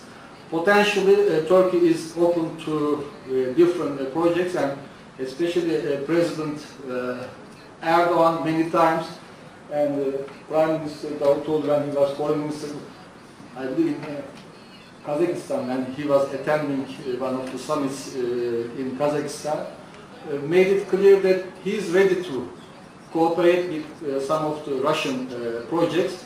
So here what I see is that Turkey is not categorically against anything that comes from Russia. Unlike other neighbors of Russia, Turkey doesn't have this fear that when I join into Russian initiative, I will be just dominated by Russia. Turkey doesn't see it this way, but Turkey discusses the conditions under which participation in the Russian proposals will take place, but Turkey does also compare it, balance it with its own ties with the West. So the transatlantic relationship is still important when it comes to Turkey's position on Russian initiatives. So in a sense, Turkey filters cooperation with Russia first with its own relations with the West. So this is still the main determinant of Turkey's approach vis-a-vis Russia. Regarding the Akmeski Simferopol, I didn't talk about it. I don't know, maybe other speakers mentioned the mosque issue. But Turkey's position on the invasion and annexation of Crimea has been clear. Turkey did condemn it at all levels, at the United Nations and at other platforms. So the official policy is pretty clear there. First of all, with regard to Alexander's question about the Ottoman past in the Balkans, there are of course different perceptions. We are talking about a long history in the region, about 500 years, and there are different perceptions and views. I think I can categorize them into three. First of all, there is the perception of the so-called Ottoman yoke. It was a negative image of the Ottoman past. For example, during the recent Greek economic crisis, there was a news in an international newspaper saying that Greece has this economic crisis because of the Ottoman past. I mean, it was so impoverished, it was so poor during the Ottoman Empire, it couldn't live through the industrialization period. That's why Greece has been living through this crisis. I mean, that is an image. You have problems today, political problems, economic problems, and you think that the Ottoman past is responsible for all of your current problems. That is because of the nation building and state building process back in the 19th century and early 20th century. And the second image of the Ottoman Empire is mainly positive, saying that the Ottomans came here, they built different mosques, bridges and everything, and we became in a better position. And the third approach is kind of the middle. There were good times and there were bad times, and we should listen to different Ottoman narratives. We try to understand the Ottoman Empire in a much more objective way, and that is mainly the academic approach or the approach of the intellectuals. We have to understand that each Balkan nation has its own national identity. When you speak to the Albanians, when you speak to the Bosnians, Serbians, Montenegrins, whoever you have been talking to, they have their own national identity. I mean, the fact that there are Muslim peoples in the region does not mean that they do not have their own identity. And how this Ottoman past has been implemented by Turkish politicians. Till the 1980s, till the start of the Özal period, Turkish politicians did not pay much attention to the Ottoman past when they formulated Turkish foreign policy. It was something kind of forgotten. But when we had the wars in the Balkans in the 1990s, then when you analyze the discourse of Özal, he stated that these were the former Ottoman territories and the Bosniaks were attacked because they were Muslims and they accepted Islam during the Ottoman Empire. Therefore, we had to do something. And that is how the Ottoman discourse came to Turkish foreign policy. And during the AK Party era, it has become reflected much more frequently. And whenever Turkish politicians have visited this ex-Ottoman geography, they started arguing that these were the golden times. It was kind of sanctification of the Ottoman past. And that is something problematic because Turkish politicians did not want to see the different Ottoman perceptions existing in these regions. And if you would like to build a common future, together with the Balkan nations, Balkan countries, then it should not be just based on a common past. That is, of course, very controversial, as all the past is very controversial. But there is also the part of Turkish internal politics. Whenever Turkish politicians talk about the good old days during the Ottoman Empire, it has an audience in Turkey because it is like cultural nostalgia. We should take it into consideration as well. If you want to be elected in the next elections, then it might play a role if you refer to the Ottoman past frequently. That is also this internal politics part. Related to this foreign policy.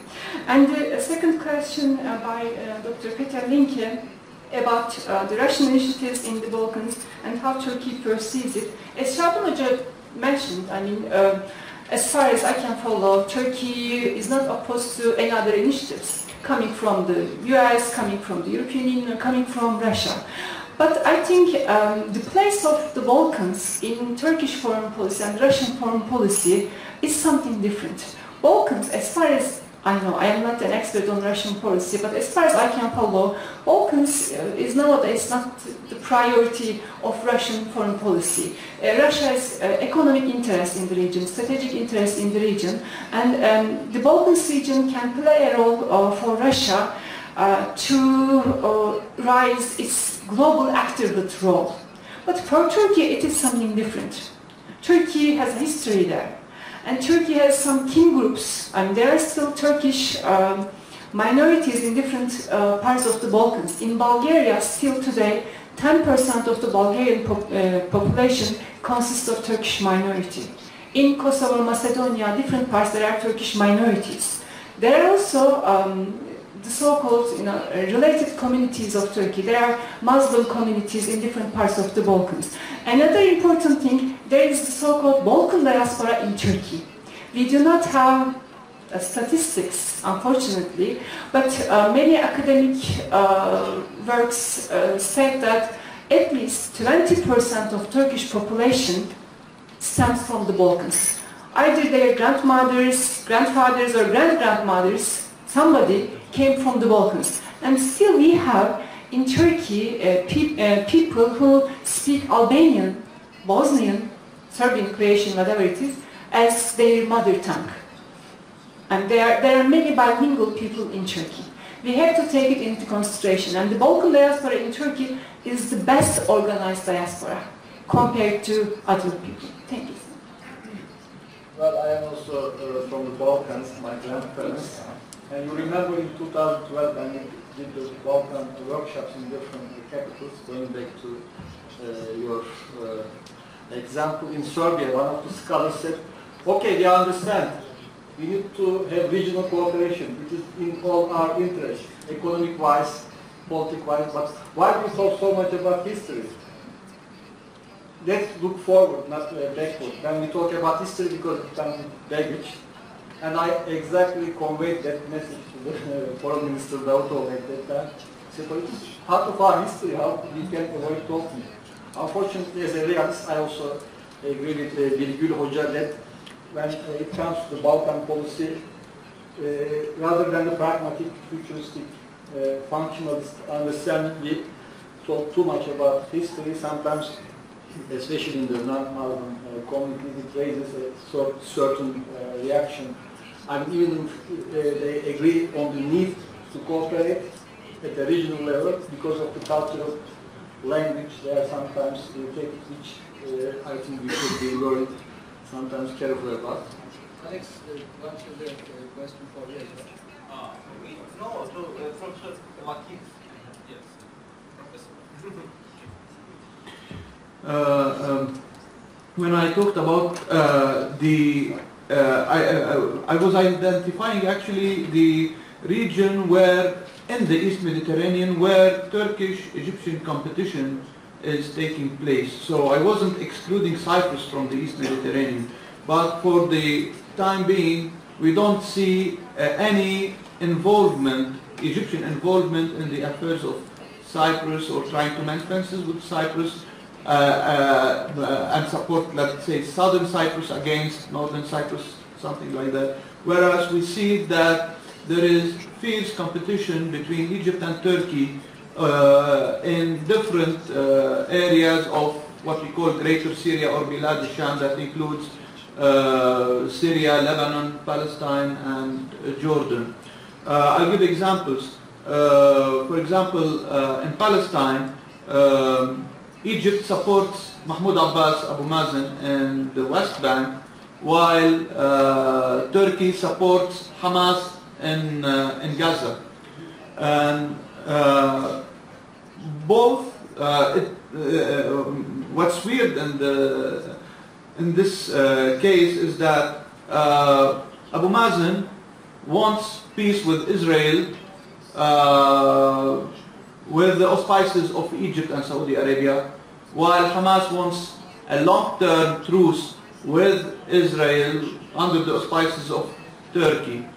In another area, for example in Lebanon, we see that in Tripoli the support for the sympathy with Turkey, and mainly with AK Party and Islamist Turkey, is very high, while we see a tendency in Beirut and I mean among Sunnis mainly, in Beirut, Saida and other areas, they are more sympathetic to either Egypt or Saudi Arabia.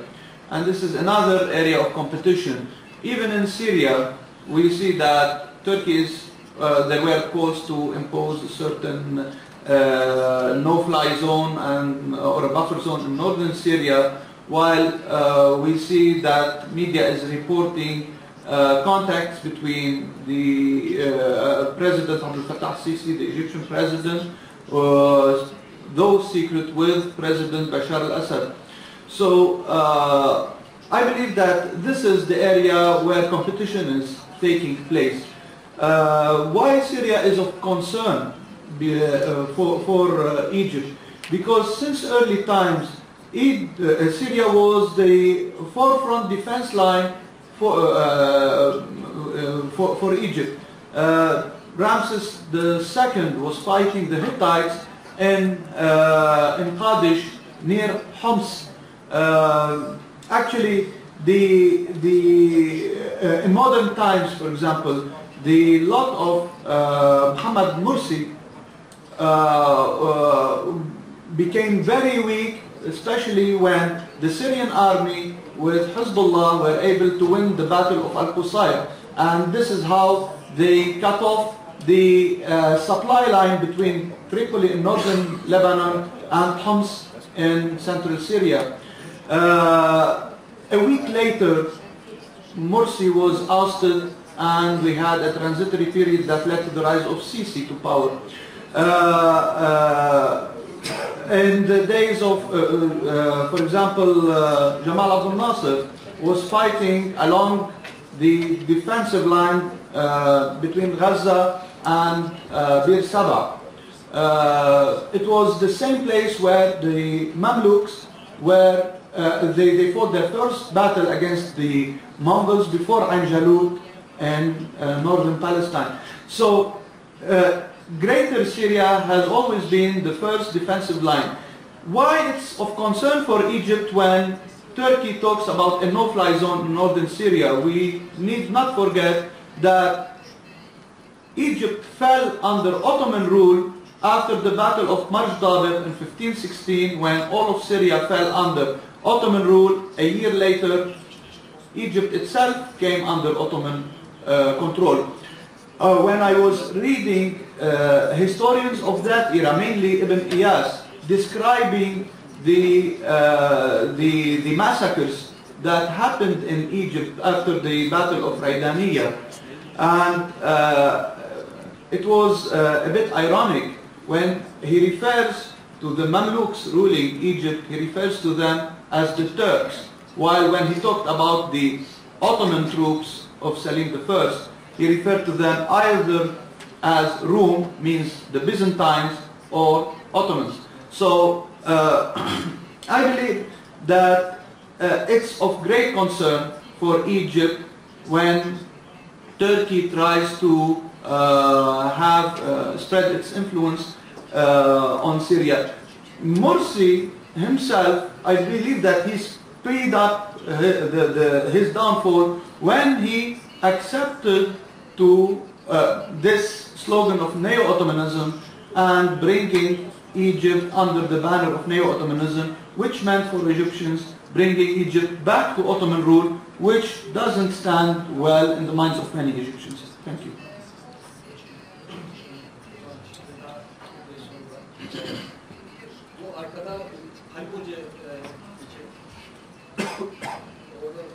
There was someone in the back.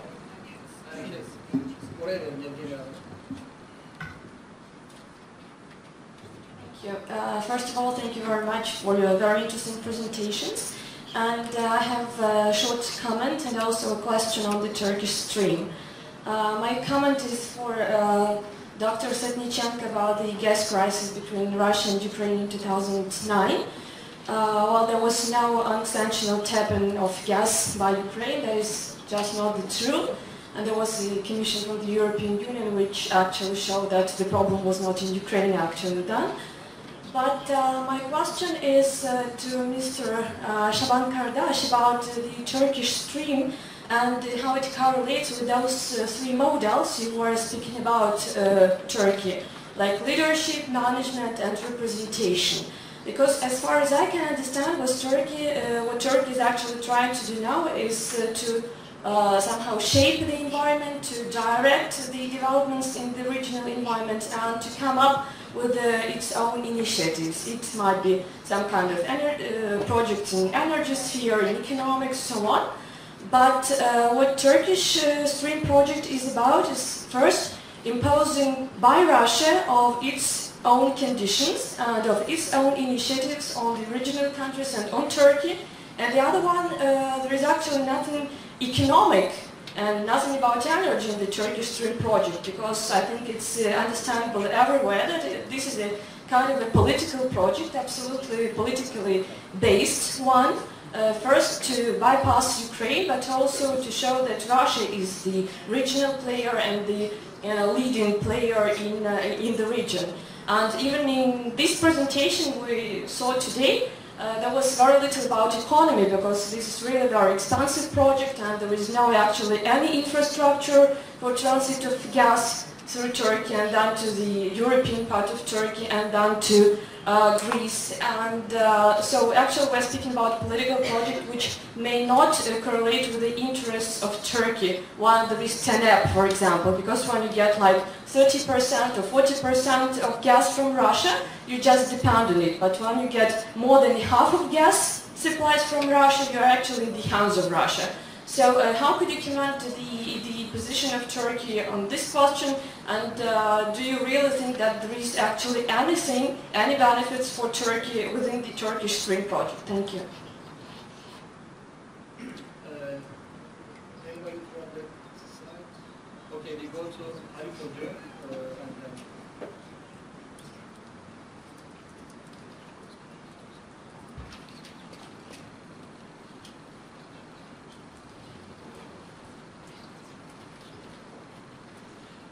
Thank you, Şaban Hocam. As another Balkan origin academic, I'd like to address my question to Şaban Hocam. Turkey has soft power capacity at present, as Birgül Hocam mentioned, and future desire to influence the neighboring regions. What kind of factors, internal or external, will be the determinants of maybe new Turkish foreign policy to bolster the current political power of Turkey? Thank you.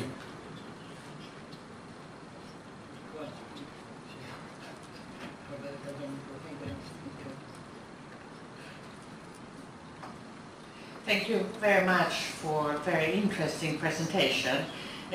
My question is first and foremost directed towards Professor Şaban Kardaş and Professor Birgül Demirtaş. The Turkish foreign policy, which we have heard in your interesting statements, have of course in the last decade been formed primarily by AK party and President Erdogan and Prime Minister Davutoglu as the most prominent actors. And right now Turkey is in an inter-election period and there are signs of a new unstableness in the country. And we know that new elections, which are difficult to predict today, is coming up on the 1st of November. And my question would be, are there some main elements or some parts of this foreign policy which you have been described that you would imagine the opposition parties, if they would come to power or would be in coalition with AK party after the elections, would stress, would need to be changed in the future, and what would be those main elements? In general to Professor Kardaş, and more specifically towards the Balkans to Professor Demirtaş. Thank you very much.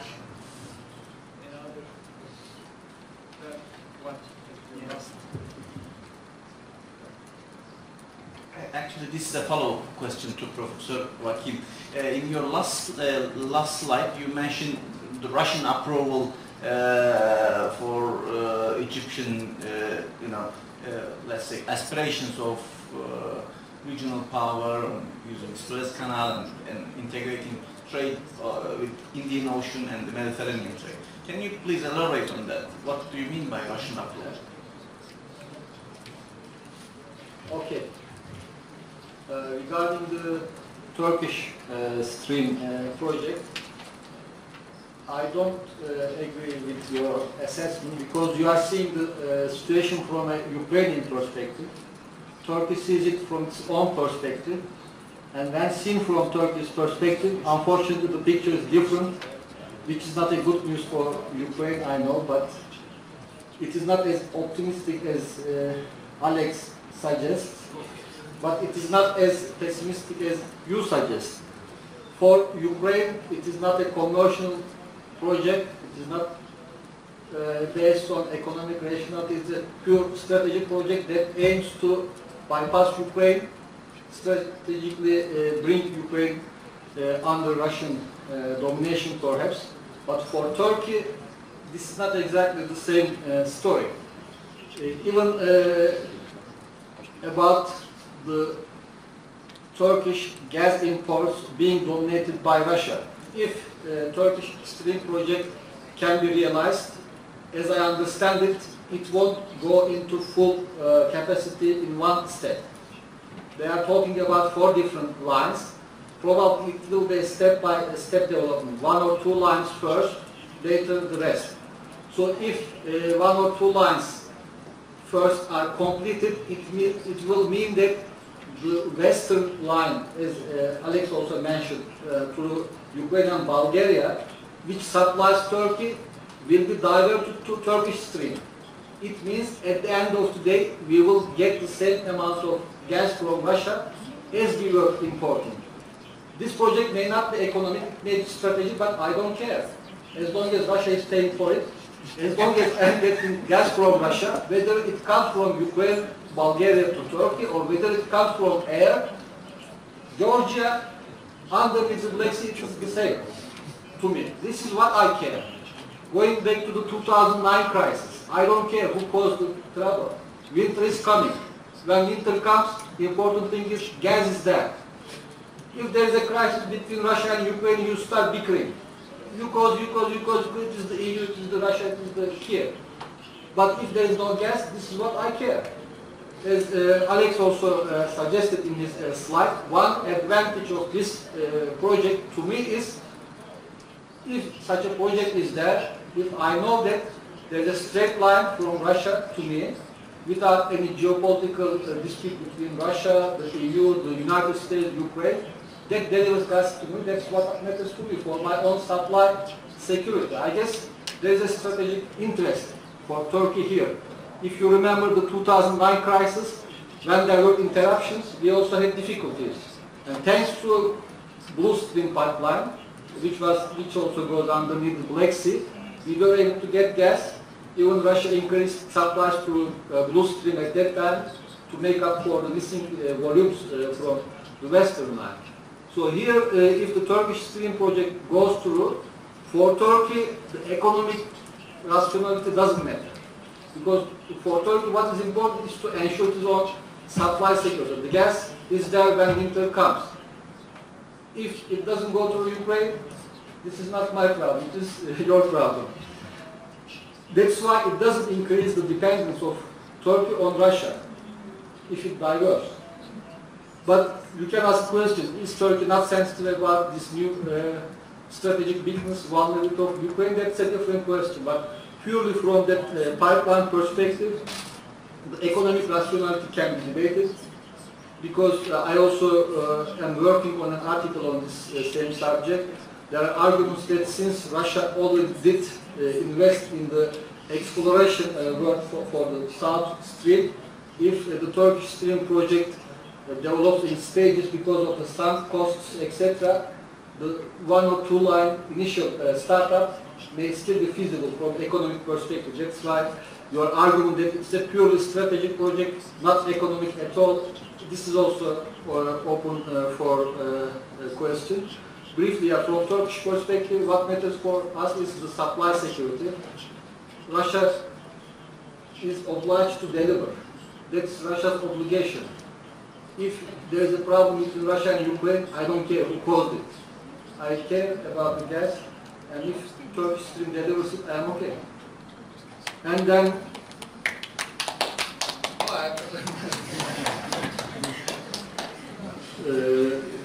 soft power, what factors? I mean, of course, we need to have capacity. I mean, this is always what I value. And then there has to be a match between your capacity and objectives. And in that sense, soft power is needed, but we also need hard power. And then sometimes our ambitions have been further than our capacity. So we need to focus on capacity building. But the problem is that right now in the region, the regional transformation creates a lot of challenges. We cannot just stay outside of it. It's not a luxury, it's not a choice of whether you want to be involved in the Syrian conflict, you want to be involved in the Iraqi crisis or not. You have to be there. The dynamics are pulling you, and then it raises the capacity issue. Unfortunately, we are learning it hard way. Göç yolda düzülür, as the Balkan immigrants would know it very well. You prepare for migration while you are on the way. Unfortunately, if we might be a real influential power one day, we will also learn it by doing it. For instance, before the Arab Spring, everybody used to talk about soft power, nobody was talking about hard power. At that time I was criticizing. Now we remember that we need to also focus on hard power. So now that's a big challenge. It comes with costs, but I think we will learn it by doing it. Especially currently in the region is the big challenge is this state building, institution building. There we need to increase our capacity. This is the big challenge, just as we. AK Party, elections, possible coalition government. Of course, we don't know what kind of a coalition will be there. Personally, I mean, we had this discussion about the revision of Turkish foreign policy, reset of Turkish foreign policy for the last 2-3 years. I always insisted that there won't be any reset or revision for the last 2-3 years. So far I am proved right, but after the elections, still I think we won't see major changes as implied by the term reset or revision. I mean, the challenges in Iraq, in Syria, in the case of Ukrainian crisis in relations with Russia, they are there. I mean, despite the rhetoric, CHP has different opinion on certain issues, definitely, especially as a potential coalition partner depending on the outcome of elections. But the structural challenges are there. Maybe you may see a lessening of the level of involvement in the Syrian crisis, but we cannot go back to a policy of isolation, for instance. In the case of the relations with Egypt, okay, I mean, we may relax the term position, but I don't see any Turkish political party just going out and accepting the current coup administration just the next day after the elections. So the external conditions, the structural conditions, they are there, and then the coalition and government will be also sensitive to that. I don't know what you may say about it. Thank you for the question. The question was related to the early elections and whether Turkish Balkans policy might change after the elections. Of course, as you stated, there is an ambiguity. It is difficult to make predictions about the result of the elections. But I see the AK Party's foreign policy towards the Balkans is rather continuation of the classical Turkish foreign policy. I do not see any big ruptures. Even if when we go back to the 1930s, 40s, 50s, we see that Turkish politicians at the time focused on regional cooperation. We had an initiative, we had a joint Greek-Turkish initiative for the creation of Balkan Entente back in 1934. And in 1954 we had another regional organization. Again, Turkey was one of the initiators. Even during the Cold War, when we have been living through the detente period, Turkey tried to improve its relations with the Balkan socialist countries, and it had good economic relations with Bulgaria, for example, in the 1970s, etc. Therefore, I do not see any kind of big rupture as when the Justice and Development Party came to power and they changed everything. That was not the case, I assume. And we can also find similarities between Özal's foreign policy approach toward the region and AK Party. As I stated, this Oturum discourse started during the Özal period. Again, this trading state approach also started during Özal period. When Özal was the prime minister and the president, wherever he visited abroad, he took business people to his plane, because he argued that if he can, for example, improve Turkey's economic relations with Greece and Syria, we can solve the political problems. I mean, he believed in no-functionalism. And we see the continuation of that approach in the AK Party period, especially till 2011. But I suppose that if we have a change of government after the elections, if there is any kind of coalition government, and if the foreign minister will be from another party, any of the current opposition parties, I think TİKA projects will continue, Yunus Emre Cultural Centers will continue to offer Turkish courses, municipalities will continue to be more active. But I think there might be a kind of different approach toward this Ottoman past. I do not suppose that the other parties will focus on the Ottoman past every day when they talk about the Balkans. And if you want, even if MHD comes, I do not think that will be the case. That the lessening of the emphasis will be the case. I can send you a speech of Atatürk back in, I think, 1931, when there was the Balkan Conference at Ankara Palace. And he stated that as Balkan countries, we should stress upon our independence and not only political relations, but also economic and cultural relations that we should focus on as well. Even during the Ottoman times, back in 1930, Turkish leaders were giving importance to cultural, economic side of the relationship as well. Thank you so much.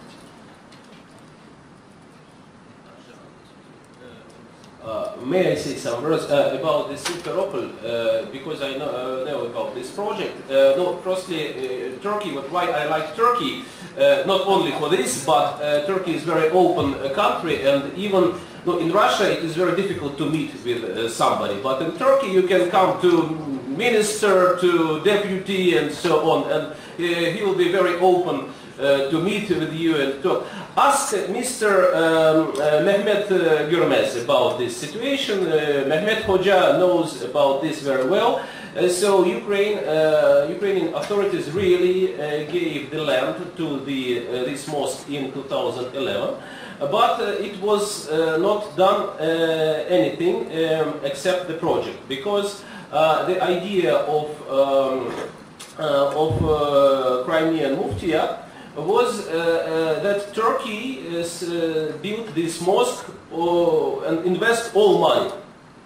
But Crimean authorities or Ukrainian authorities or Mejlis, they didn't want to spend money for this mosque at all. Why the construction of this mosque, I think, will be started this autumn in the end of September, because there was after the negotiations with Mr. Görmez, so now the situation is 50-50. 50% of money gives Russian authority and 50% Turkish. And I think that in a very short time we will see the Jami, the big mosque in Simferopol. Thank you very much. I want to thank you, Birgül. I want to say some words about the maybe we'll establish some project in Russian-Turkish relations. I want to say that we are former empires, and we need to research the imperial studies and post-imperial studies. I see now it is a very rare, not many academicians in America and Europe, they study this field of research, and I think that it have to be very popular among our countries. It's our theme. It's how the imperial and post-imperial myths influence our policy, and how can we use this myth, how do they influence negative or positive, and so on. I see a very great perspective in Russian-Turkish relations in research these aspects of our reality. Thank you very much.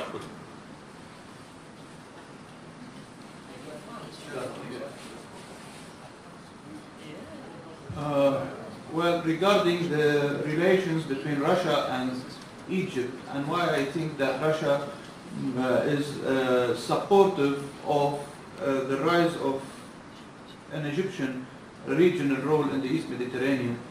Well, the first contacts between Russia and Egypt dates back to the second half of the 18th century. During the battle over Crimea between the Ottoman Empire and Russia, there were contingents that were sent, Russian contingents that were sent to the East Mediterranean and had contacts with Ali Bey Kabir, the ruler of Egypt, and Dahr al-Omar, the ruler of northern Palestine. Of course, this didn't continue because both the attack, or the Russian attack, had needed another 4 decades to materialize in Crimea by the end of the 18th century, and Ali Bey Kabir was killed in the course of events. But during the days of Nasser, for example, we know that according to the Yalta Agreement between the United States, Great Britain, and the Soviet Union had to abide by its by the territories that it conquered in Eastern Europe, but it didn't have any access to the East Mediterranean.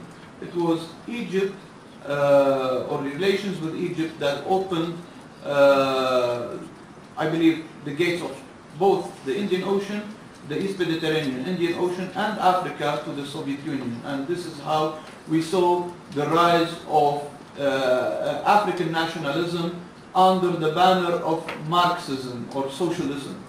I believe that the Soviet policy was short-sighted, especially during after the ousting of Khrushchev, because the Soviets went back to the terms of the Yalta Agreement. They wanted to appease the West and just abide by the Yalta Agreement.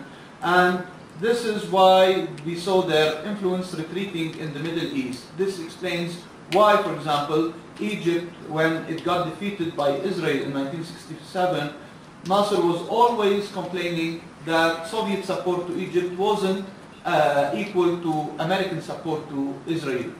Nasser himself remarked in 1969 that on the shores of the Suez Canal, the fate of the Cold War will be decided. I believe that 1970 Nasser died, 1974 there was a shift. Egypt changed camps, it sided with the United States, and after that we saw that there was a retreat of the influence of the Soviet Union until it collapsed. I believe that the collapse started right after the death of Yuri Andropov in 1983. Now, it was remarkable that after the ousting of Morsi, the first visit that Sisi paid to Moscow, it was when he was still Minister of Defense. And of course, everybody knew that this was the strong man of Egypt now, but it was very noteworthy that it was Vladimir Putin who declared who declared the candidacy of Abdel Fattah Sisi for president, when he said during the visit of the Minister of Defense that it's a responsible move if Abdel Fattah Sisi runs for president. Then we saw these arms deals, and then we had another visit, or two more visits by Abdel Fattah Sisi to Moscow. The last visit was 1 week ago or 2 weeks ago. And I believe that this falls within the competition between East and West, between a bloc of Eurasian powers, China, Russia, Iran, and Central Asia, under the banner of the Shanghai Cooperation Organization, competing with a coalition of maritime powers, the United States, Western Europe, and Turkey. And I believe that the strategy of the United States, if we go back to the days of, or to the writings of Mayhem, Nicholas Spickman, Brzezinski, and others, it's to encircle Eurasia and block it from having free access to maritime trade routes. Thank you. Thank you. Ben teşekkür ederim. You can ask later because we are really late. And you haven't answered. And if you forgot, I could refresh my question. You don't have. I answered your question. No, you didn't answer my question. It was about the official position of Turkey according to Ukrainian situation right now. First, and the second is, don't you think that this is a political project of Russia as well as the interaction in energetical project? Thank you very much. Well, yeah, as I mentioned, the Turkish official policy has been clear about the invasion, annexation of the United Nations. Turkey supported Ukraine at all platforms condemned. But the well-being of the Tatars is a different question. So that, again, probably like the Turkish project, may not please the Ukrainian authorities, but at the end of the day, Turkey also has to be sensitive about the well-being of the Tatars under the current conditions. So maybe this Moscow project, I don't know the details, as I said, is one example. So de facto cooperation will not be ruled out, I think, from a Turkish perspective. About the other project, energy project, as I mentioned, it's a political project for Russia, for Ukraine, but for us, it is also a very vital economic project, and it is vital for our own energy security. As I said, we need gas in winter. If 2 years later Russia cuts the Ukrainian line because of Russia's own problems, not Ukraine's problems, I don't get any gas. So for me it is an energy security issue. Çok teşekkür ederim. Yani oturum çok böyle zamanlı aşmış geçti. Sen soru cevap kısmımızda da herhalde.